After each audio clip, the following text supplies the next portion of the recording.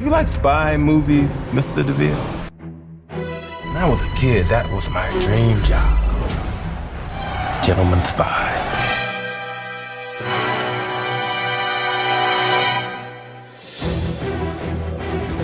Welcome to Now Playing's review of Kingsman, The Secret Service. I'm offering you the opportunity to become a Kingsman agent.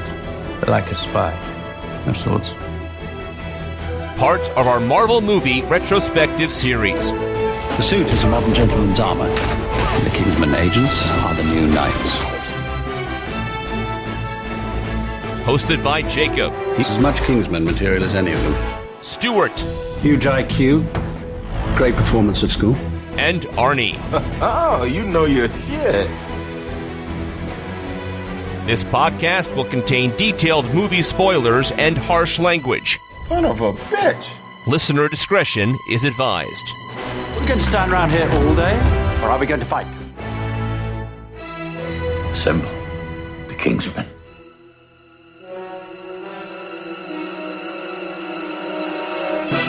Today, we're discussing Kingsman, The Secret Service, starring Colin Firth, Samuel L. Jackson, Mark Strong, Taron Egerton, Michael Caine, directed by Matthew Vaughn. This is Arnie, co-host of Now Playing, and usually I have a clever line here, but this ain't that type of movie. Stuart in LA? This is Jacob, your Catholic whore of a co-host, and I need to visit my black Jewish boyfriend who works at an abortion clinic after the show.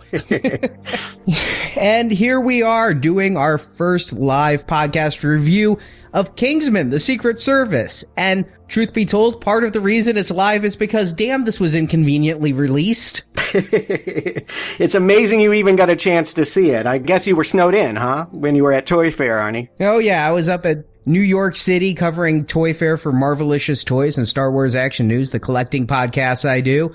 And I ended up seeing this at AMC theaters up there. The AMC Prime, they only have like 25 in the country. I figured if I was going to see this in Manhattan, I'd make it an experience. But we were supposed to be reviewing this back in October. When we found out it was being released Toy Fair weekend, we're like, well, how do we make that a show? And I got to admit, I mean, there's two movies that really screwed us with the scheduling last year. There was Jupiter Ascending, of course. The gift that keeps on giving. And then Kingsman, which was supposed to come out last October. They both got moved within a week of each other here in February. And usually when that happens, that means you're in for one shitty ass movie. And with Jupiter Ascending, that's true. I went into Kingsman with mixed hopes. I consider myself a fan of Matthew Vaughn. I love Kick-Ass, love X-Men First Class. Both of those reviews are in the archives. But February, that's a dark cloud on the horizon here. Isn't that when we did those Ghost Rider movies and all kinds of awful movies? Daredevil and Elektra were both released around this time. Yeah, but, maybe that is changing now. I mean, they just had, I think, Hollywood's biggest Valentine's Day weekend ever, partly because of this movie, largely because of that bondage thing that people just can't get enough of. Hey, Norbit was a February release that made a lot of money, too. That doesn't make it good. No, but profitable. And Fox knew something in moving this. I mean, there is a Valentine character in this, releasing it on Valentine's Day. Maybe that was part of the thinking. I think Fox knew they had a property that wasn't as kid-friendly as maybe some of the other true Marvel movies. And yeah, this could go one of two ways. I definitely felt buttons being pushed for me when I watched this movie. Audiences are either going to take to this or they're going to steer away, like Kick-Ass, which, again, everyone thought that was going to be a hit until it came out. And then everyone said, well, of course it wasn't a hit. They marketed a movie for kids that was R-rated. Yeah, and Kick-Ass from Matthew Vaughn, based on a comic by Mark Millar, as is Kingsman. In fact, Kingsman was an idea that Mark Millar and Matthew Vaughn had while they were working together on Kick-Ass. They were like, wouldn't this be a great idea? Miller went off and wrote the comic that Jacob and I reviewed at booksandnachos.com. And it was always intended that this would be a movie they would do together. But then Matthew Vaughn had a massive hit with X-Men First Class. I mean, a hit for his career, not a hit for the X-Men series by any means. Which is a shame. Best X-Men film out there. Yeah, completely. It might be an underrated movie, you could say. But he was signed up to do X-Men Days of Future Past. He dropped out of that and decided to make this instead. No, I listened to your guys' show on the source material. It almost sounds like they cheated, right? It almost sounds like, oh, we're going to write a, air quotes, comic book, but really we just want to launch the screenplay that won't get greenlit in Hollywood unless we say it's based on a comic book. Which is a common practice. A lot of comic book fans hate when writers do that. It's sometimes very obvious when you read a comic and it's written to be a screenplay. It's a fairly common practice. 30 Days of Night, that was put out as a screenplay. No one wanted it, so they did it as a comic. It was a pretty good hit, and so then it got sold as a movie after that. So this has been going on for a while. Now, silly me, I'm not a comic book fan. I must put that preface almost every time we talk about one of these movies, but I've never heard of spy comics. Is this popular to do like a Kingsman? Is there a whole genre I don't know about? Because to me, this feels like it's riffing on James Bond. And so thus that they want to put this in the comics world first seems a little backward. Yeah, Cold War era comics, you got some of the spy stuff. That's when Nick Fury went from a soldier to a super spy. But Captain America, Ed Brubaker, when he's the one who wrote The Winter Soldier, he always had this kind of spy mentality, I felt, with his Captain America run. It felt not so much superhero. There was a Red Skull and a guy with a TV in his chest, but it had those size sensibilities. But no, it's not a big subgenre of comics. Yeah, because watching this, I don't think there's no Marvel at the beginning of this, of course, partly because it's Fox and not Marvel Studios proper. There's just very little indicator for the common layperson walking into this to think that this was based on anything. It feels like it's a new spy movie with Colin Firth as James Bond. To me, if anything, it feels based on Kick-Ass. The number of Kick-Ass parallels here are just tremendous, but instead of being a parody of the superhero genre, yeah, they're going after James Bond. I also thought this might have been based on an actual suit. I was confused because the comic was called The Secret Service. The movie's called Kingsman, The Secret Service. It takes place at a Kingsman suit shop. I thought there might actually be one because you can buy a Kingsman suit. They had that merchandising tie-in. Yeah, I read there was like 60 exclusive like designer suits and pants and jackets all created for the weird tie-in for this movie. I want that tweed jumper. I think that's the best. That's like the most impractical thing. Like, I don't know. It would be so eye-catching. In LA, where you can get away with wearing everything, I don't think I could walk outside in that. How about a top hat? Sure, why not? I'm bringing that back. Hey, I am a comic book movie collector, but even I blanched when I did look. The suits are ties in from Mr. Porter, and you can get a Kingsman suit for the low price of $2,500. Oh, is that all? I'll take 3. If they're bulletproof, it's actually, it might be a good idea. Especially in your neighborhood. So, Arnie, how about a plot? We'll get into the movie. In 1997, a private independent Secret Service organization called the Kingsmen take on an operation in the Middle East. Things go bad and one member of the team dies. Mission leader Harry Hart, codenamed Galahad, played by Colin Firth, takes this hard and goes to visit the dead agent's widow Michelle and her young son Gary. He gives Michelle her husband's posthumous Medal of Valor and promises the widow a favor if ever needed. Now, 17 years later, Gary Unwin, better known by his nickname Eggsy, played by Taron Egerton, is a thug in London. His mother is living with a local gangster named Dean, and Eggsy is taken to petty crime with his mates. But when he steals the car of Dean's head goon and gets arrested, Eggsy, who had taken to wearing his dead father's medal around his neck, calls in that favor to avoid 18 months in prison. But Harry Hart personally comes to get Eggsy out of prison and sees hope in the boy who'd gotten good grades and was almost on the Olympic gymnastic team before things went bad. He offers Eggsy a chance to train to be a Kingsman agent. Now, there are only 9 Kingsmen at a time, plus their leader Arthur, played by Michael Caine. But Agent Lancelot was killed trying to rescue a kidnapped college professor Arnold, played by Mark Hamill. With Lancelot dead, each surviving Kingsman plus Arthur nominates a new recruit. They're tested, and through the process of elimination, the last agent standing is a Kingsman. So it's kind of like The Bachelor, only with death.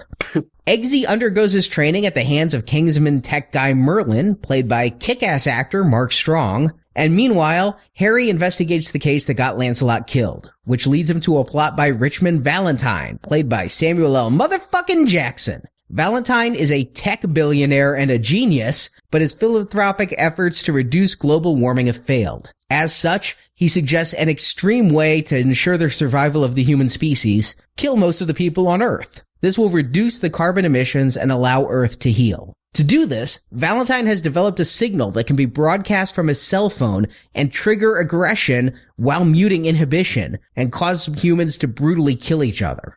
He's offered free cellular and internet service worldwide to ensure that when he starts the weapon, billions will be killed in each other's hands. But Valentine is handpicking survivors, giving them implants that prevent them from being affected by the cell signal. Anyone who refuses his offer is held captive until after the plot occurs.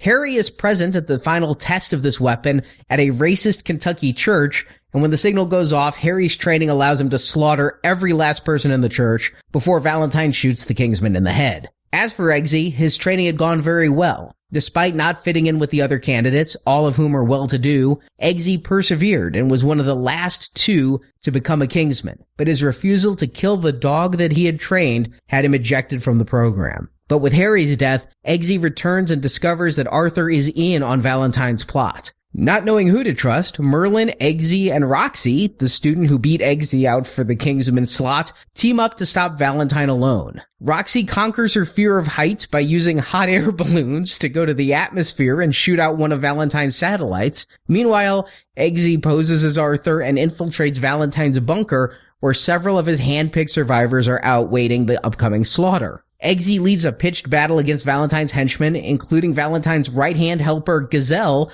a lethal assassin with swords for legs. Eggsy kills Gazelle and impales Valentine with one of her legs, saving the world. And now the Kingsmen have a new leader, and Eggsy is a Kingsman agent, taking his mother out of the ghetto and beating up the abusive Dean as credits roll.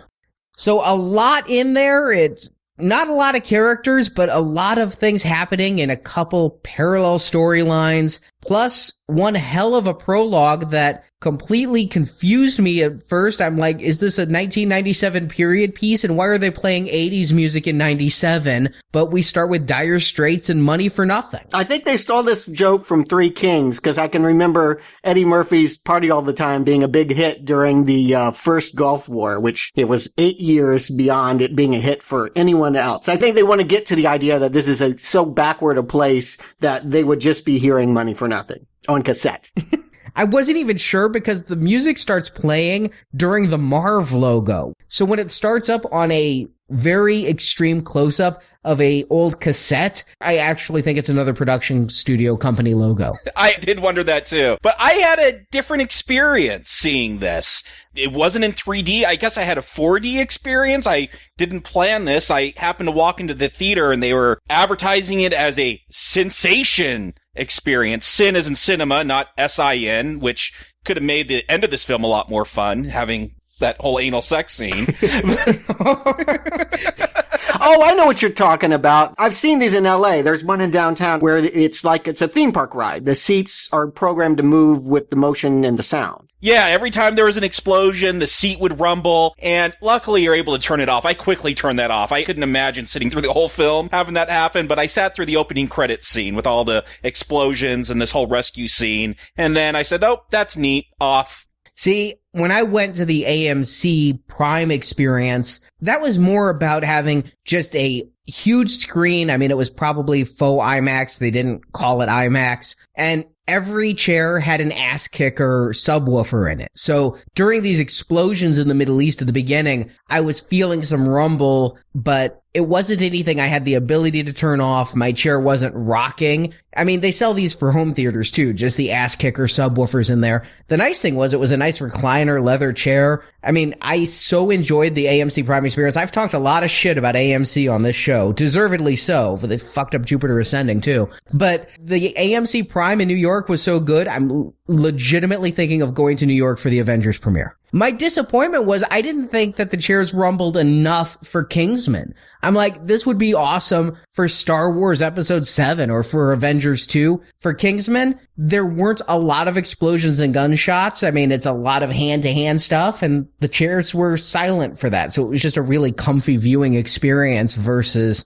if the chairs are rocking, don't come a-knocking. I saw this in a normal theater, but packed. I gotta say, it was crowded. People turned out for this movie. I wasn't sure what the expectation was. I thought this might bomb. I guess I just presumed after Kick-Ass and Kick-Ass 2 that the sensibility wasn't going to be popular here in America. It seemed like a European thing, but crowded theater and people were laughing and screaming right from the get-go. It was a very animated audience. Well, I did see this movie a second time in the local shithole AMC theater. This morning, live show. I wanted to be sure that I had everything fresh. I saw it opening day, AMC Prime, in a fairly packed audience of people, 20s, 30s, and 40s. It's weird who goes to a movie on a Tuesday morning in my town. It was me and the AARP crowd. A much different experience in the AARP crowd. A lot of the jokes, like the asshole one, got huge laughs in the younger crowd. The older crowd, they didn't even stay for the end credit scene. They saw an end credit scene was happening and continued to leave. They actually were leaving in the middle of the movie. It just took them half the movie to get it to the door. But yeah, I mean, the chairs were shaking during the opening with these helicopters attacking this fortress, and you see 4 masked men. And maybe I read the news too much, but I'm thinking ISIS. I'm thinking these are the bad guys. They're standing around torturing a man tied up in a chair, saying, by the time we count to 10, you'll tell us what we want to know. I'm thinking beheadings. I was really shocked that the 4 masked men are heroes. I actually could tell. You could see Colin Firth's pasty white skin poking through the gas mask. But I think we're meant to be fooled. I think that Millar and Vaughn are people that revel in surprising you. In this movie, believe me, I was plenty surprised by many of the twists. But here at the beginning, I thought these were the Kingsmen dropping in. What I thought was interesting is they set up Galahad, or Harry Hart, Colin Firth's character, as fallible right away. Usually you think James Bond, like super suave and cool, doesn't make mistakes. Here, right away, he's making a mistake. The terrorist has a explosive on him, and one of the other Kingsmen jumps on him to cover it up, and Harry's like, I can't believe I missed that. How did I miss that? And just to be clear, this is all happening very fast. I don't know who any of these people are yet. These are all the trainees. These are all people that are aspiring to be Lancelot. I think so. One of them is Merlin, who we'll find out is basically Q. I equate everybody to James Bond. Sure, Merlin yeah. is the Q, but he's also R. Lee Ermey as well. So he's going to be the one who does the training and everything else. And then the other one is Harry, played by Colin Firth. Kind of an unusual choice for the King's Speech actor, who I primarily know from Romancing Bridget Jones. But the other two who are there, one is a trainee who will become the new Lancelot, and then Lancelot will be killed 10 minutes later. But the other one is, I don't even really catch a name on 2 viewings, but it's Eggsy's father, who throws himself on the grenade to save the lives of the other people. But was he a trainee? Did he not make it? I guess that's what we take from later on when Eggsy is told, your father made it this far. Is he and the other one were both competing for Lancelot. It's not really clear because we don't know how Eggsy's dad got involved with the Kingsmen. I don't even know how old he is, but I would think he's older than the mean age of most of these trainees who seem almost exactly like 20. Like if they came to the States, they couldn't even drink. Yeah, I didn't take this as a bunch of trainees. I took it as Eggsy's dad had made it into the Kingsmen. No, I think some lip service is actually given to, well, and I can't remember his name, you are the new Lancelot. I think somebody is crowned in that moment. I think they took trainees into a dangerous situation, and I think that's another reflection of a bad choice on Colin Firth's part, is that not only did he miss the grenade, but he maybe put these people in a situation where they weren't ready yet, because we're going to find out. We're going to watch this training session. They're going to create the illusion that death is always hovering above them, but truthfully, they're very respectful about death, and they would not have put students in a situation that they thought they wouldn't live through. Yeah, I guess that makes sense. It's just kind of weird to think because most of the trainees, I think all of them, we're not going to get to know a lot of the trainees that come later in the film, but they all seem very young, very connected to their parents. One of them is, we'll find out later, going to survive this attack because of his parents. Eggsy is still living at home with his mom and having a lot of parental issues. I think of this as basically college-age kids. So the fact that this trainee, Eggsy's dad, is married and has a kid who's probably around a year or so old makes him feel older than the rest of the trainees we're going to meet. Right. And that's, I guess, what threw me. But it's helpful to have this as a setup. I do think it doesn't make sense in the moment, but you file it away. You're like, I'm going to understand this by the end of it. And we do. We eventually understand these relationships. They have a physical object that makes it very helpful. He goes to see the mom. He gives her a medal. There's a phone number on the back. When you need a favor, call it. All of this is good setup for, a lot of exposition just whizzing past me. And Harry takes a lot of the blame for this death because he didn't know that the person they were tying up and shooting. I mean, Harry, he's the star of the film. Colin Firth gets top billing and he's going to shoot this guy in the legs to get the information he needs. Missed that he had a grenade that he was able to pull out. And so he personally goes and visits Michelle and Eggsy, the people who the dead trainee left behind. This was all kind of a shock to me because if you listen to our Books and Nachos episode, in that, the Harry character was the uncle of Eggsy. I really like the changes that Matthew Vaughn made for this movie a lot better because really in the comic, Harry came off as a douche. I mean, he was an uncle who just left his sister in the ghetto to go bang multiple guys and would only show up to get his nephew out of jail every so often. Here, that Harry isn't related, that he just feels an obligation because he takes responsibility for the death of Eggsy's father, a marked improvement. I went into this with the comic fresh on my mind, and there are many, many times in this movie where I went, ding, movie better. And that was my hope. If you listen to the Books and Nachos, that was my hope, is that this would improve on what I felt Mark Millar just kind of coasted through when he was writing this comic. And I like this change because when you see what happens to Eggsy's mom, you get that flash forward. It is heartbreaking. It's more than just, oh, here's my sister who's screwed up her life and living in the ghetto. No, here's someone, they got a pretty nice home and the husband that was going to have some kind of respectable career. Then you jump forward and they're living in the projects. The mom has been taken down 2 or 3 or 4 notches in her looks. It's a bad situation, and it is heartbreaking to see that. Well, Dean's very successful. The stepfather is doing quite well in organized crime. He's got a bodyguard watching TV with them. I mean, we don't all have that, right? Yeah, that scene is kind of weird, I think. I cannot get a peg on the relationship between Dean and Eggsy's mother and the bodyguard. 3's not a crowd. What is there to figure out? Well, what is Dean messed up in? I don't think we have any concrete we can just assume it's anything bad. Drugs, smuggling, extortion, yeah, that kind of thing. I think he's a pretty small-time crook. But big enough to have a gaggle of goons that are willing to jump when he makes a phone call. So she picked someone that was up and coming in a different way, and it's reflected in her life now. And Eggsy's kind of in a life of crime as well, but we don't think of him in the same way partly because he doesn't get along with his stepdad. He's not working for him. And he's holding on to that memento of his dad. He's holding on to that medal. He wears it every day, not thinking that he's going to need it. Just, I think he wants to be close to him. And we do get a few moments here in the beginning that establish him as someone that has compassion, that has heart. He plays with the baby sister. He seems concerned about his mom. He's a hooligan, but he's a hooligan with a heart, maybe. I mean, we definitely get the sense that Eggsy is a kid that can cause trouble, but isn't a bad egg. And I hate to overthink this, but is that baby Dean's baby? Is it the bodyguard's baby? Is it somebody else's baby? At the end of this movie, is there a custody fight brewing?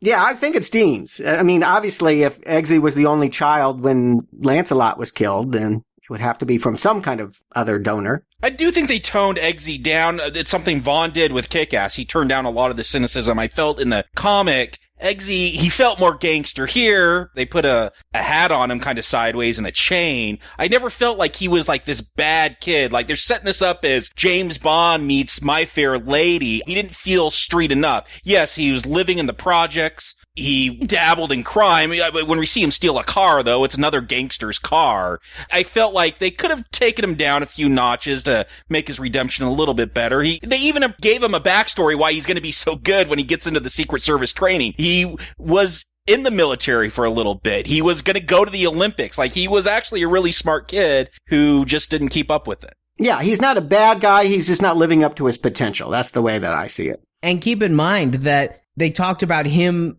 entering the Marines. They talked about him being this Olympic level gymnast, both helpful to explain away how he is going to become what he does later in the movie, but also it implies that his mother didn't get messed up with Dean right away. It took a while. The downfall was slow, but it was Dean specifically who Eggsy at least blames for his life going off track. Well, he's turned it into a pretty cool parkour side career. I gotta say, every time that I see a movie set in London or whatever where they have those housing projects, I don't even know where that is, but with all those awesome, 45-degree slants to the cement blocks and all that, I'm just like, oh good, we're gonna get some parkour.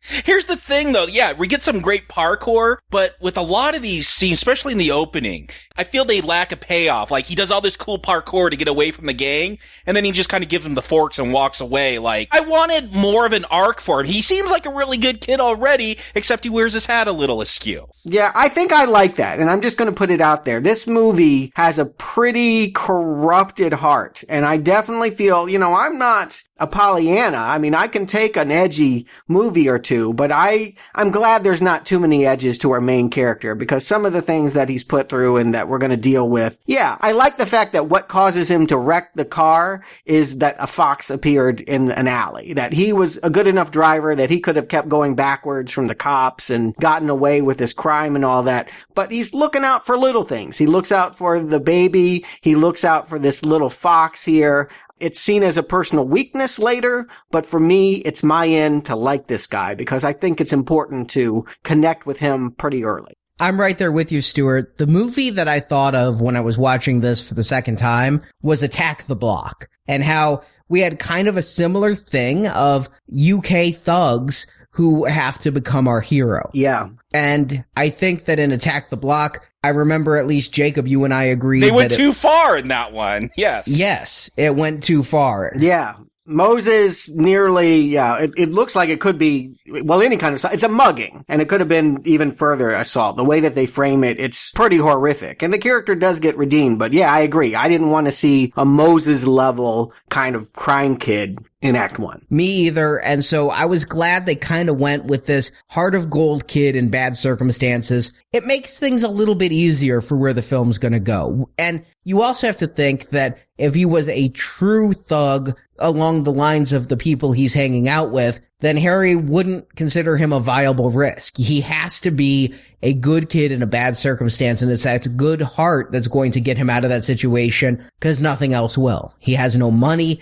he has no prospects, he has no help from anyone. When Eggsy gets arrested after an amazing car chase. I mean, I know we're going to start car chase movies next week with the Fast and Furious film, but I love Eggsy driving in reverse from that police officer. That was just, to me, Vaughn just has this great way of filming these action scenes, and this car chase is up there among one of his best. Yeah, it's not long, but I did enjoy it. It was the first time, again, this film, maybe because we had a prologue, and then we have the scene in Argentina, which feels like another prologue. Like, I feel like, okay, finally the movie's starting, and yeah, I'm smiling when we're seeing him drive backwards and get away from the police. And he calls up and makes that Oxford's not brogues reference, and that's when he meets Harry, and they go to the pub for that scene that if you've seen any trailer for this movie, you know this scene from beginning to end. Yeah, again, another improvement from the comic. This fight breaks out in the comic for no real reason, but here, it's motivated. It's Dean's gang. They want to get Eggsy for stealing the car, but Harry's there to protect him. It's where we get to show off the gadgets, right? I mean, if these are spies, they got cool stuff, just like James Bond would have, and here's where he gets to show it off. It's a fun scene. I like most of the action in this, even though it's a bit CGI, but I just don't think they've reinvented the wheel here because, these are all gadgets I can imagine Daniel Craig, hell, Roger Moore busting out. Or the Penguin. Yeah, the penguin. Yeah. This is old school stuff. They haven't updated gadgets. These are the gadgets you would expect to see in a spy movie. And my problem here, like, I like most of this fight, but I had to look to see if there was a 3D release of this film because so much of this stylized fighting I actually had a hard time following. It's almost like it picked one object for the camera to follow around this whole bar room, and I found it hard at times to follow what the action was until it kind of pulled away and you could see, okay, he's opening the umbrella, it's got X-ray vision, he's setting it to stun, but a lot of the hand-to-hand stuff was hard for me to follow. I know I saw a trailer for this movie in 3D, I think way back with Days of Future Past. Obviously, it was going to be a post-conversion job. They decided to save the money on it, and I'm fine with them saving the money. I didn't have any trouble seeing this. I really liked the style of this fight. That tooth that goes in front of the guy and you get the guy's reaction. That's what Matthew Vaughn does that I love about Kick-Ass and X-Men First Class, is bringing the humor with the violence. When you see that tooth, the odds of somebody being able to recognize a tooth going past his face is really unlikely, but that this thug is like getting out of the way because he finds it gross for a spit-covered tooth to hit him, not worried about the fist of the guy who knocked it out. It's reminding me of that scene with Magneto and the two Germans in South America. Just that kind of fun. It's got a bit of Guy Ritchie in it. That's not a compliment. Sometimes I find his stuff, like I haven't seen any of the Sherlock movies because I've seen some of the Sherlock fight scenes and I'm like, ugh, I don't want to see that. What's impressing me about this is Colin Firth is the last guy I would expect to take a punch or to swing at somebody. I mean, I don't think he's ever had a part like this, right? I mean, he's always like the simpering boyfriend that Jane Austen picks the other guy, the more handsome guy or whatever. He's always the stiff upper lip that, is left on the side. Did he punch Bridget Jones, Arnie? No, but he did get Bridget Jones. He was the stiff upper lip guy, but he beat out Cad Hugh Grant. Yeah, he's got wit. He's a smart actor. I think he's great with dialogue. I just never thought he'd get a part like this. I don't know how much is stunts, how much is CGI, and how much is him just putting in the time at the gym, but I'm convinced. For the most part, I don't think that I would like the scene as much as I do if it weren't for the fact that it was Colin Firth doing it. And he does it so effortlessly is what I like. He locks the door with the manners maketh man and just takes control of this. And there's something that I caught on the second viewing of this that is really important, is how he's using non-lethal tactics. Not that he's being polite. I mean, he's bloodying people up, hitting them in the head with filled glasses and things. But when he's being shot at, he hides behind his bulletproof umbrella and takes the moment to go to stun. And this is also being filmed in kind of that shaky cam that we ripped apart when we were reviewing the Hannibal series and what Ridley Scott did back around the turn of the century with Gladiator and Hannibal. They're using this kind of technique and rapid camera movements and rapid editing during this fight. This is going to come back later in the film in a perverted twist. And I think they're setting up here an echo of what we'll see later in Kentucky. But it also is a good scene for Eggsy. I mean, again, I'm just taking a little bit back to Jupiter Ascending. Let's not go back there. Yeah, I don't... How do we have 2 movies in 2 weeks that rip off the Men in Black neuralizer concept that we can just erase people's memory? I did laugh at that. Yeah, Harry's got a little dart in his watch. He sets it to, amnesia, and shoots the bartender. And I really see this movie, it's a lot like Kick-Ass in ways we're going to get to. It's also a lot like Men in Black, if you think about it. I thought for sure when he had that amnesia dart that he was going to hit Eggsy with it, and then Eggsy wouldn't remember having met Harry, but would be being trained by Harry the same way Will Smith didn't remember his encounter with the alien, yet he was being trained by Tommy Lee Jones. I thought they might go that far with it. In a lot of ways, it's the same, though, about this stiff organization that runs secretive and protects the world, and this new street person bringing his street hustler tactics and shaking it up and providing them the energy they need to fight off the newest threat. But the reason why he doesn't do that, Arnie, I think, is because Colin Firth's got a lot of guilt. He killed this guy's father. He's going to step in and play that role for Eggsy for much of the rest of his time that he has in this movie. He's mentoring him. He's going to buy him a suit. He's going to give him tips and advice.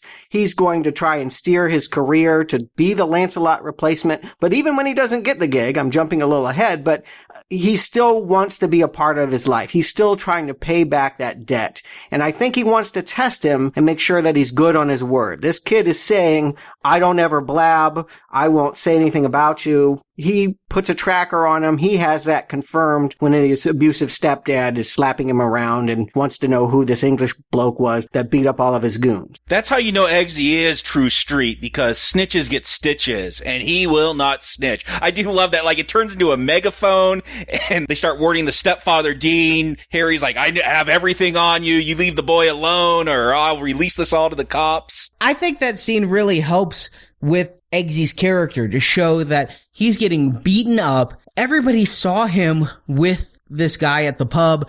There's no secrecy there. He didn't hit everyone with an amnesia dart, only the bartender. That Eggsy stays quiet, it shows a moral integrity that matters to this character. And that's what gets him the gig, right? I mean, that's because he was quiet and being beat up by his stepdad that Harry calls him to the tailor shop and takes him down. This is his introduction to the world of the Kingsman. It's kind of a coincidence, yes, that at the same time that he calls the back of the medallion to get out of jail and, he's got no other way to bail himself out of this circumstance. At the same time, Harry is on the hunt for finding a replacement for Lancelot, because we've seen in parallel in Argentina that one of the Kingsmen had a solo rescue mission that went astray. Yeah, that was Lancelot from the opening scene. So we got to see how he became a Kingsman. We get to see how he dies as a Kingsman in a scene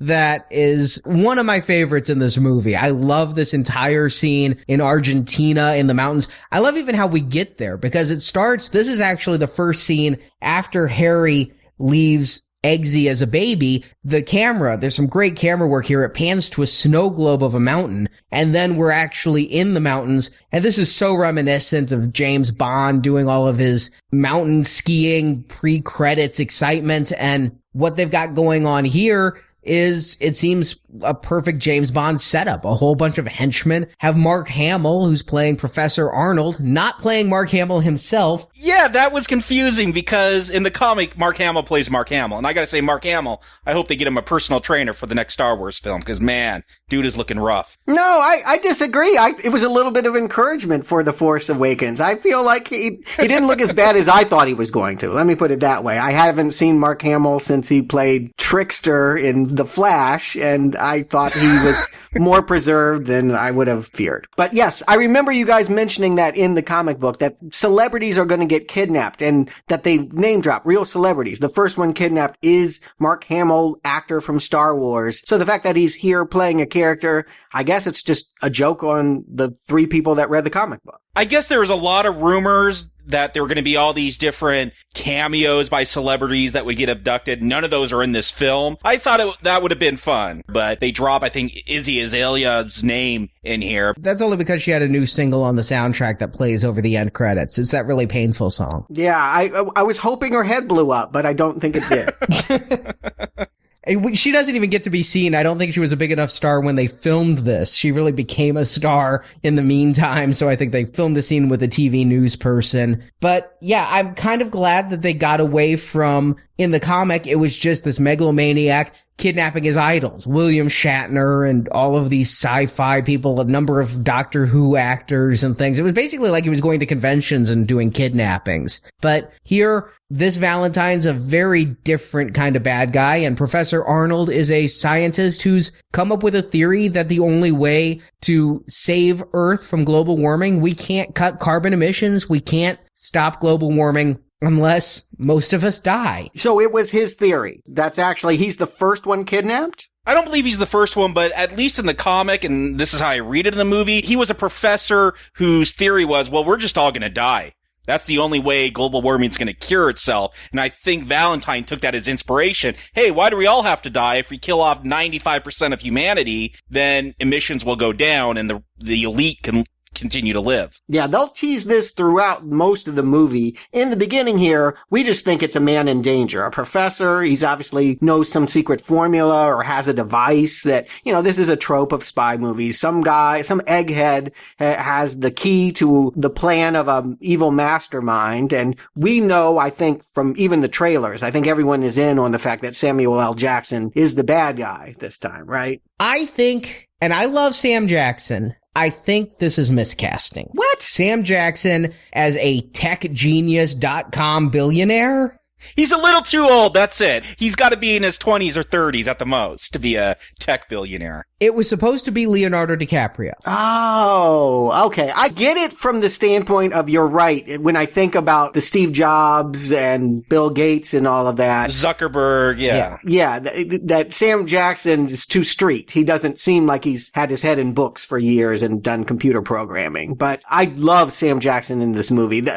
A shining highlight of his career is this role. The lisp, the whole I can't look at violence or I throw up in my mouth. I love him in this movie. And from the get-go, the way that he gets his whiskey from his henchwoman, I'm having fun every time Sam Jackson's on the screen. No offense, Leo, but Sam deserved the part. Yeah, I took this as... what was it, Mr. Glass and Unbreakable on crack. Like, here's the character. He's got this self-awareness of what it is to be a Bond villain or a super villain. He's got the crazy lisp. He's almost the opposite of Eggsy. He's the guy that should be high class. He's got the money, but he's dressing street. It's almost a reversal of what Eggsy's gonna do. And yeah, as far as making this a comic book movie, so we're not gonna take this seriously just in case, when we get to Gazelle with her sword legs, you think that's a little too serious. Sam Jackson's here to let you know we're going to have fun. And I like Jackson in this movie. I really do. He's the one who came up with the idea for the lisp, and I do think the character is underwritten and a little bit thin in this regard. In this movie, there's a scene between him and Harry says the movies are only as good as their villains. And I just think because this is really an Eggsy origin story, Valentine's a little bit thin of a villain. When Valentine is up there giving his speech about free internet, free cellular, forever, for everyone, I expect him to then turn to the camera and say, "What's in your wallet?" It's not working for me entirely. I like the playfulness he brings to the role, but he's not this villain. They should have made him something else in the way of how he's a billionaire instead of this tech genius who created personally these chips. He never comes off as smart to me. I'll say this, Arnie. I do feel like this film, there's some tonal problems with it where you go from Sam Jackson to Colin Firth, and they are so opposite. Is this going to be a satire of a James Bond film? Is this going to be in the same vein as a James Bond film? You're never quite sure. At least with the comic, I felt that was more of a satire. Here, it feels at times they want to do a serious spy or, at least a cinematically realistic spy movie, but then other times they do want to be self-aware when they have these face-offs between Valentine and Harry. I think it's always self-aware, but sometimes that self-awareness isn't funny. Sometimes it's go for the throat. And Sam Jackson's good that way. I mean, usually when I see Sam Jackson on screen, I'm smiling. I think the guy's funny. But he is a scary guy, too. When he wants to turn that on, he can be frightening. And there are roles throughout his career that you look at him and go, yeah, he can be fearsome. I'm only sad that the Bond series never snapped him up. He would have been great to battle Daniel Craig. But if this is what it has to be, I'm glad he's here. My only question is, how did Marvel let him get away with doing this? Isn't this a betrayal of Marvel Studios proper? I mean, can Nick Fury really go and work for the bad guys? Well, this isn't really a Marvel film. This is the same Icon imprint that Kick-Ass was done in. So I don't think there's any conflict here. Additionally, I think that because this is a creator-owned thing, it's Mark Millar who owns this comic and this property. Marvel got to publish the comic, but it became just like any other adaptation at that point. And if Jackson wanted to go work for Fox, well, there he goes. But he keeps showing up in comic book movies, that is for sure. But you say this is Eggsy's story, and I agree. I think the focus for much of the first half of the movie is really how is this street kid going to deal with working for a bunch of tailors who are apparently a secret society that keep order above and beyond the world politics and government. This was a surprise. I just presumed that this was going to be rooted in kings, queen, the royalty, all this. I love the way that they write this in as a bunch of tailors lost their clients in World War I and decided, morphing out of that, they become this high-tech group. It's like a super cool version of the Elks Lodge. And I do think this was new to the movie, Arnie, if you could correct me. I didn't get that sense in the comic.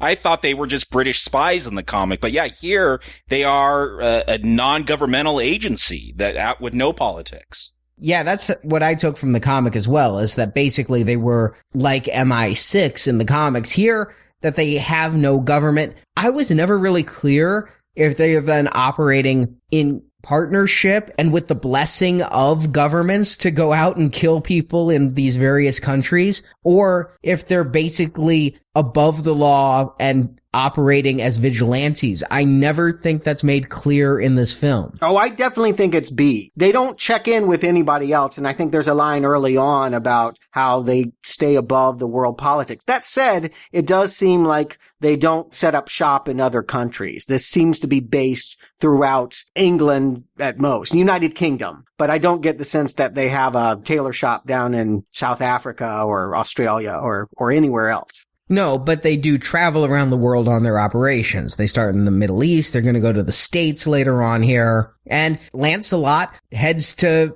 Argentina, where it is like a James Bond scene, the way he comes in and kills all the guards that are keeping Mark Hamill, Professor Arnold, tied up. And you think that this is just going to be a normal spy film, but then we get the introduction of Gazelle in one of the worst CGI effects I've seen outside of sci-fi TV in the past decade. You know, I wanted to compliment the violence in this film when this Lancelot character's shooting. It's very stylistic, you know, very suave and smooth and graceful and brutal, the way he'll just stick a gun under someone's chin and pull the trigger. But yeah, our introduction to Gazelle should be awesome. It's a character that's underutilized in the comic.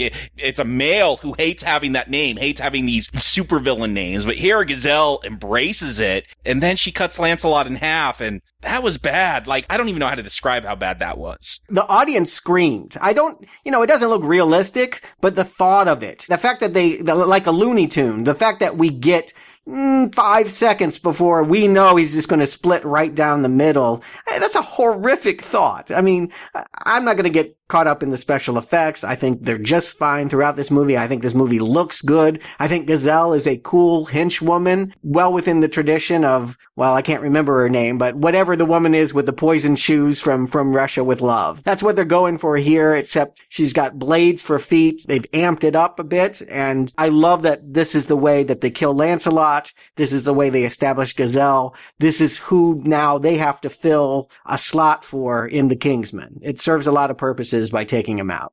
Yeah, she's like Oster Pistorius gone brutal, right? I mean, Blade Runner with literal blades. Yeah. I mean, I love the design for her. As far as that cut goes, this actually tells me something, because when they pan out, this is an R-rated movie and not a soft R. I mean, Sam Jackson improv'd a whole lot of fucking motherfuck in there, but I thought that was just in his contract that he gets to do that.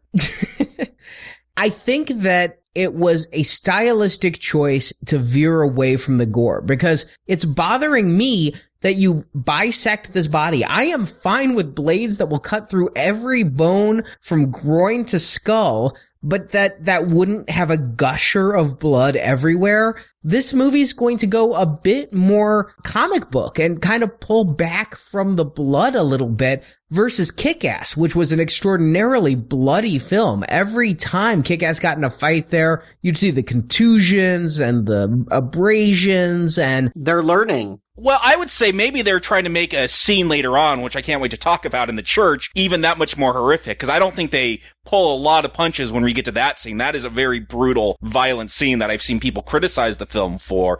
But early on, yeah, when we see Gazelle using her legs, she'll cut off some arms, and it's all very cartoonish looking. I think that that's fine. I don't need for this to gush blood.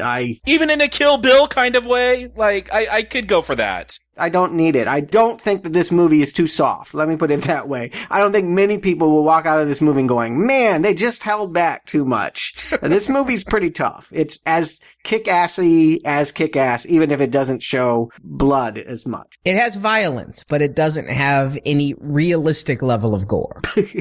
Arnie's not satisfied until he sees brain matter. Hey, if they'd cut his throat, that would be one thing. If they'd beheaded him, I'd even go with it. Bisecting, I want a little bit more there. I'm telling you, literally, people were screaming at the top of their lungs during that moment in the theater. It did get a reaction out of my theater, too. I wasn't impressed, though. Mine as well. Not when it fell apart. It was when he was cut and waiting that they were into it. Yes. Yeah. It's the anticipation. It's a relief to know that you're not going to see it as, quote, really would happen. And this is the plot that Harry is going to be given at the time when he's told Lancelot's dead and all the Kingsmen have to find a recruit to replace him. Yeah, and this is I feel like I'm seeing a lot of this in movies these days. It's the Hunger Games, right? It's a competition. Reality TV is filled with this kind of, we have only one slot and we have all of these characters that are going to get voted off the island here. It's a class issue. With Eggsy, he's the only one that seems street. Everyone else is Yale, Oxford,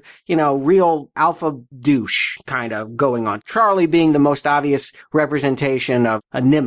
Yeah, I was definitely thinking about reality TV and that kind of elimination thing. There's something that gets me here, though. We find out one of these 9 people is a plant. So shouldn't there be 10 people if every Kingsman plus Arthur nominated somebody there? Who nominated the fake person? I didn't do the math. Well, the fake person already worked for them. Yeah, I just think that's a give me. One gets the competition off. They don't have to find a recruit because they're going to have the plan for their recruit. Yeah, she's the one that supposedly drowns in one of their first missions where they're in the barracks and it's suddenly filling with water. Yeah, the way these movies are supposed to work, you have a class system. You have the upper class and then you have the street kid.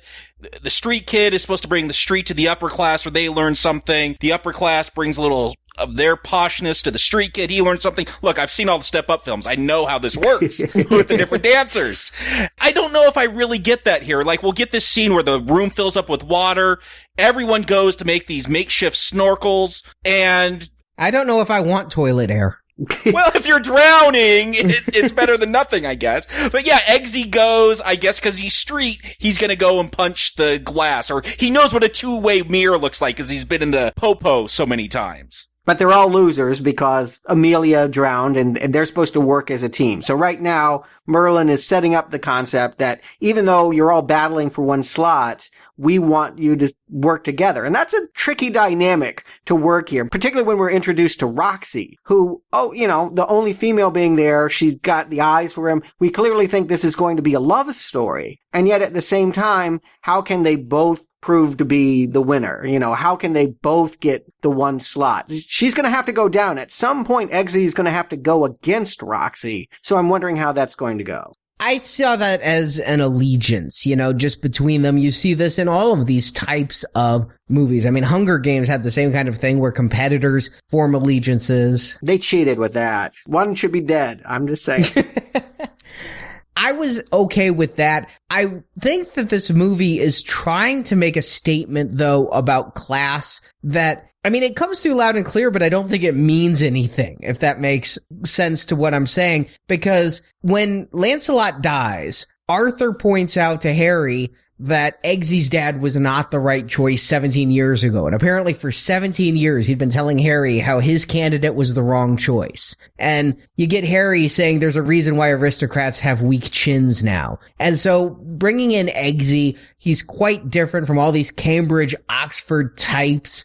And Jacob, you say that the poor person's supposed to learn something from the rich person. I don't always think that's the case. A lot of movies have that kind of Annie appeal where it's just the rich people are going to learn, poor people aren't so bad. And there's no backwards learning on that. It's just one-way learning. And that's what I think they try to get here, is that the rich people need the kind of energy and gumption that the people in the ghetto have. But why this is all happening, why Harry has this attitude I don't think it comes through, and I don't think it's tied close enough to the main villain plot here. Well, I mean, it is tied to the plot. I mean, you're talking about the difference between rich and poor. Well, the rich are going to buy their way onto Noah's Ark. I mean, we'll get to that subplot when we get there in a little bit. I'd like to stay at school for now, but I see that there is a very obvious theme that the rich, the entitled, are going to be doomed unless they think about the lower class. Yeah, I just don't think this film says much about class. It wants to. It brings up a lot about class. At least it's not as offensive as I felt the comic was, where it's very conservative, and if you put on a suit and take yourself out of the street, everything's going to be okay. Here, though, it's a lot of British films have to do with class. I mean, a great film, If. There is the epitome of your British film about class, where the lower class kid that doesn't get along in boarding school shoots everyone. This film pays a lot of lip service to class, but it doesn't feel like as much to say about it. No, the fact that Valentine is rescuing the rich people, his rich friends, I don't think it ties well enough that they needed the poor people in any way. Cause like you say, Stuart, we'll hold off on the Valentine plot for a while. I just don't think that what Harry is seeing, what Eggsy is seeing, and what Valentine are seeing ever line up in a way to create a theme. And that would strengthen the overall narrative for me. Well, I just see this as in the tradition of a lot of English movies. Yeah, boarding school movies. I have not been to England other than Heathrow. I don't know enough about the school system over there, but just from watching your movies, I do get the sense that this is cultural, right? I mean, this movie is going to play better. It's going to be more resonant, I think, to people over in the UK. They're going to get this setup between Charlie and Eggsy much more quickly. I mean, for an American audience, maybe it doesn't resonate as much. I think I'm willing to bet for the UK European listeners, it might have more impact. But that's what I'm wondering, is if by not being steeped in the UK culture, I've only been there once, if it would mean more to them than it does to me. Yeah. And their tests in this class, I do find amusing. I mean, the first one is the water. The second one, they pick a dog. And this was one of the later release trailers, but I'm a sucker for small dogs. I love a pug. I love that Eggsy thought it was a bulldog. Yes. Great joke. It's gonna get bigger, isn't it? Yeah, and just that he can't carry the pug.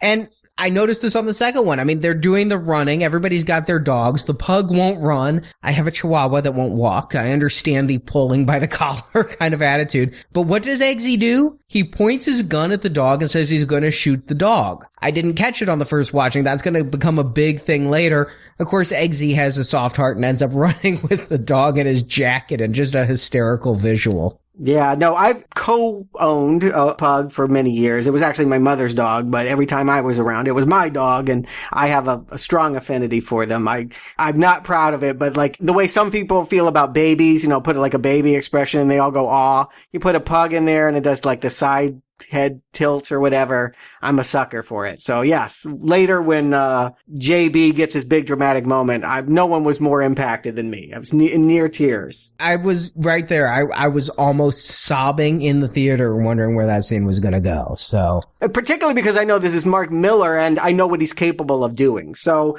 some of this is cuter than I would have been prepared for here in the opening. The jumping out with no parachute kind of thing and nobody dies. I feel like Millar's version, there could be a splat. And this training montage, it is very different than the comic. The comic is much more satirical. You're going to learn about the second G spot so you can make a woman orgasm every time. Very James Bond.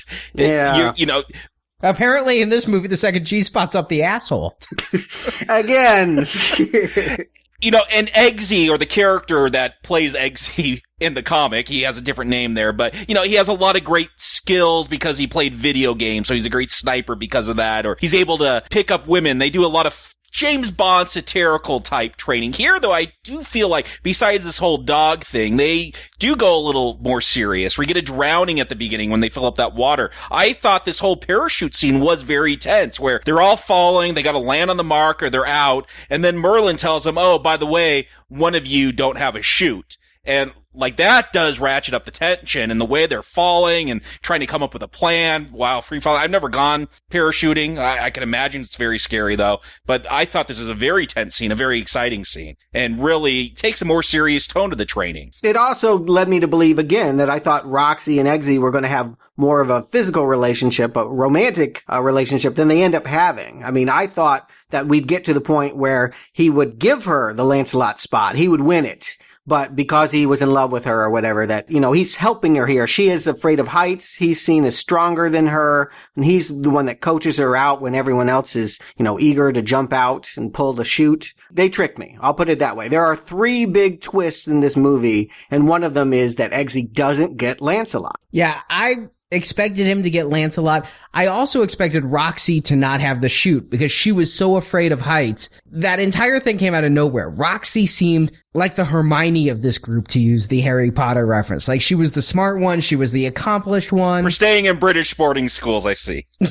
Yeah. But I had never seen her exhibit a sign of weakness. So that she suddenly out of nowhere had this phobia of jumping out of a plane, a very rational phobia, I might add, then it has to be her without a chute, right? And I knew from the trailer somebody was going to have no parachute. I love the skydiving scene. I love the way it's filmed, both from the ground and in the air. Those are always very beautiful. This film, Point Break, Terminal Velocity, I'm sure I've seen some others, but I always like seeing a good skydive scene. This one is wonderful, but when that tension ratchets up, and I love the one pussy who's like, I'm just out of here, I'm pulling the ripcord, and the other 5 have to do the hand holding and things. It's a really good scene. What even helps sells it is Mark Strong. Merlin's sitting there watching them all on radar, and he's getting tense about what's going to happen. He doesn't even know if they're going to go splat or not. But this should have set us up. Like, we'll find out Eggsy's pissed off. He's like, oh, you didn't give me the parachute because everyone else has pulled their chute. He doesn't pull his. He just assumes he doesn't have a chute in his because they were told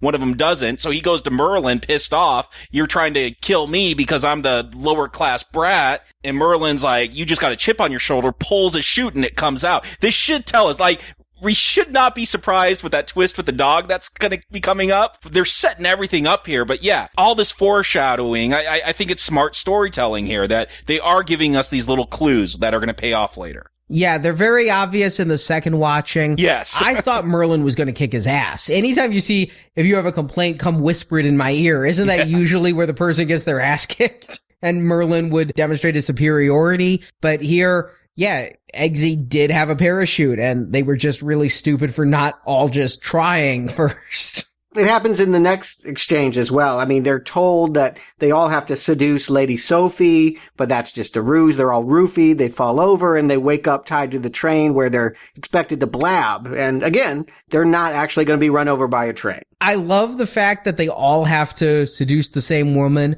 even Roxy, and Roxy doesn't blink. I mean, she's gonna be a damn fine agent, whatever the job needs. She deserved the part. I mean, honestly, looking in retrospect, she is the best candidate, but I just presume because we've been paying attention to Eggsy, and because here in this moment, again, we know he doesn't blab, and he's not gonna do it with a speeding train moving at him, that, yeah, he's earned his spot here in this moment, that when Colin Firth is there to greet him as he's raised back up from the trap door in the train tracks, I figure he's already won. But no, Roxy passed as well. It's Charlie that flubbed. And Charlie gives it all up, and it's a satisfying scene to see Charlie, after he'd been picking on Eggsy this whole time, just lose it like that. And he gives up not just the Kingsman, he gives up Arthur by name, and not knowing that it's Arthur there, I think, pretending to be the guy with the knife. A really good way to see him go. But then that does leave only 2, and I am thinking, like, Celebrity Apprentice, which one's going to be the next one fired? It's the one who won't shoot their dog.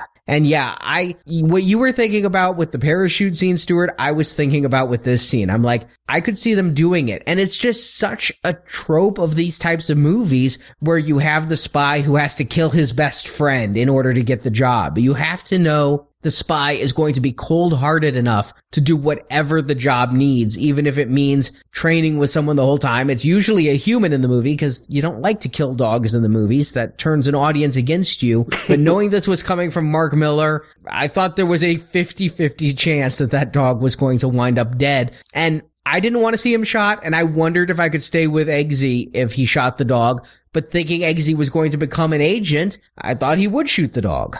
Yeah, I agree. There's no way around this. They're not going to give him the job if he can't do it. But again, he swerved the car to not hit the fox. He loves that little baby. He cares about little things. He can't do it. And I wasn't even sure if the goal was to shoot the dog. You know, there's always those twists where you're supposed to break the order, and that's how you know you're the right agent. So I wasn't even sure what the outcome was supposed to be here. Arthur's saying to shoot the dog, but maybe the whole point was to not shoot the dog for whatever lesson's supposed to be learned. I'm pretty sure you fail when you point the gun at the instructor. I mean, he turns the gun and like, you asked me to shoot my pug, I'm going to shoot you, Arthur. I mean, thank God there were blanks in there. I think it is interesting that they gave it to Michael Caine to administer this test instead of Colin Firth, because we're going to obviously have a different feeling about Michael Caine by the end of this movie than we do in this scene here. This is sort of a setup. I couldn't see it at the time, but this is a sort of easing us into the idea that he may not be as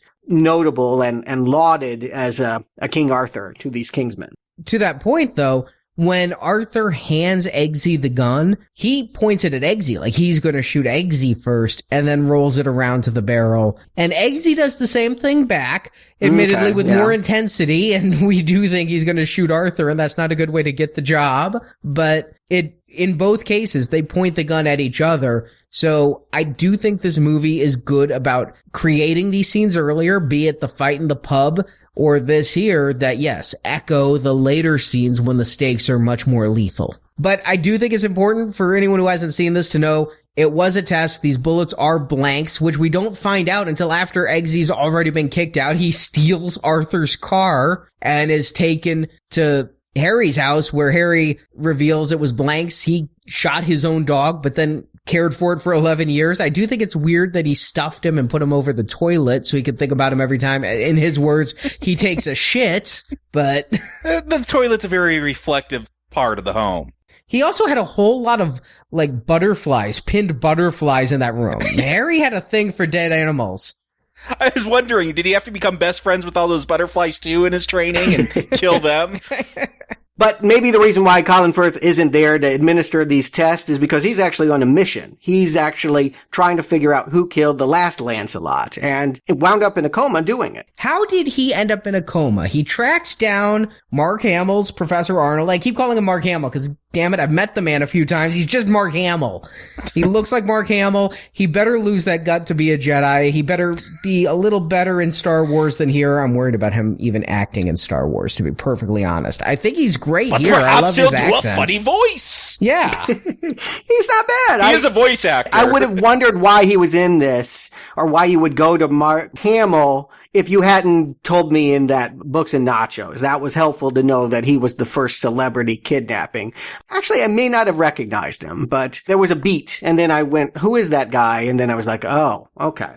Yeah, he does look a little homeless, but when he starts to give up the dirt on Valentine, his head explodes, some goop falls, not blood, because there's no blood, but some goop falls on Harry. Harry dives out a window because he has this, like, weird hallucination vision. It's like somebody tripped him with acid. Was that his vision? They wear these, like, Google Glass. I mean, Valentine literally is wearing Google Glass, but all these Kingsmen... No, he's wearing, it's called V-Glass for Valentine glass. Okay. Well, but it's Google Glass. But yes. Yeah, the Kingsmen have these special glasses that let them see holograms. I thought it was just that shorting out or something. There's a clear blue splatter, and it's a mystery that throughout the rest of the movie, we don't know what really happened to Mark Hamill's head. We know it kind of blew. There was something in his neck that was glowing. It had an Iron Man 3 extremis. It had that quality to it. So I just figured that, yeah, they had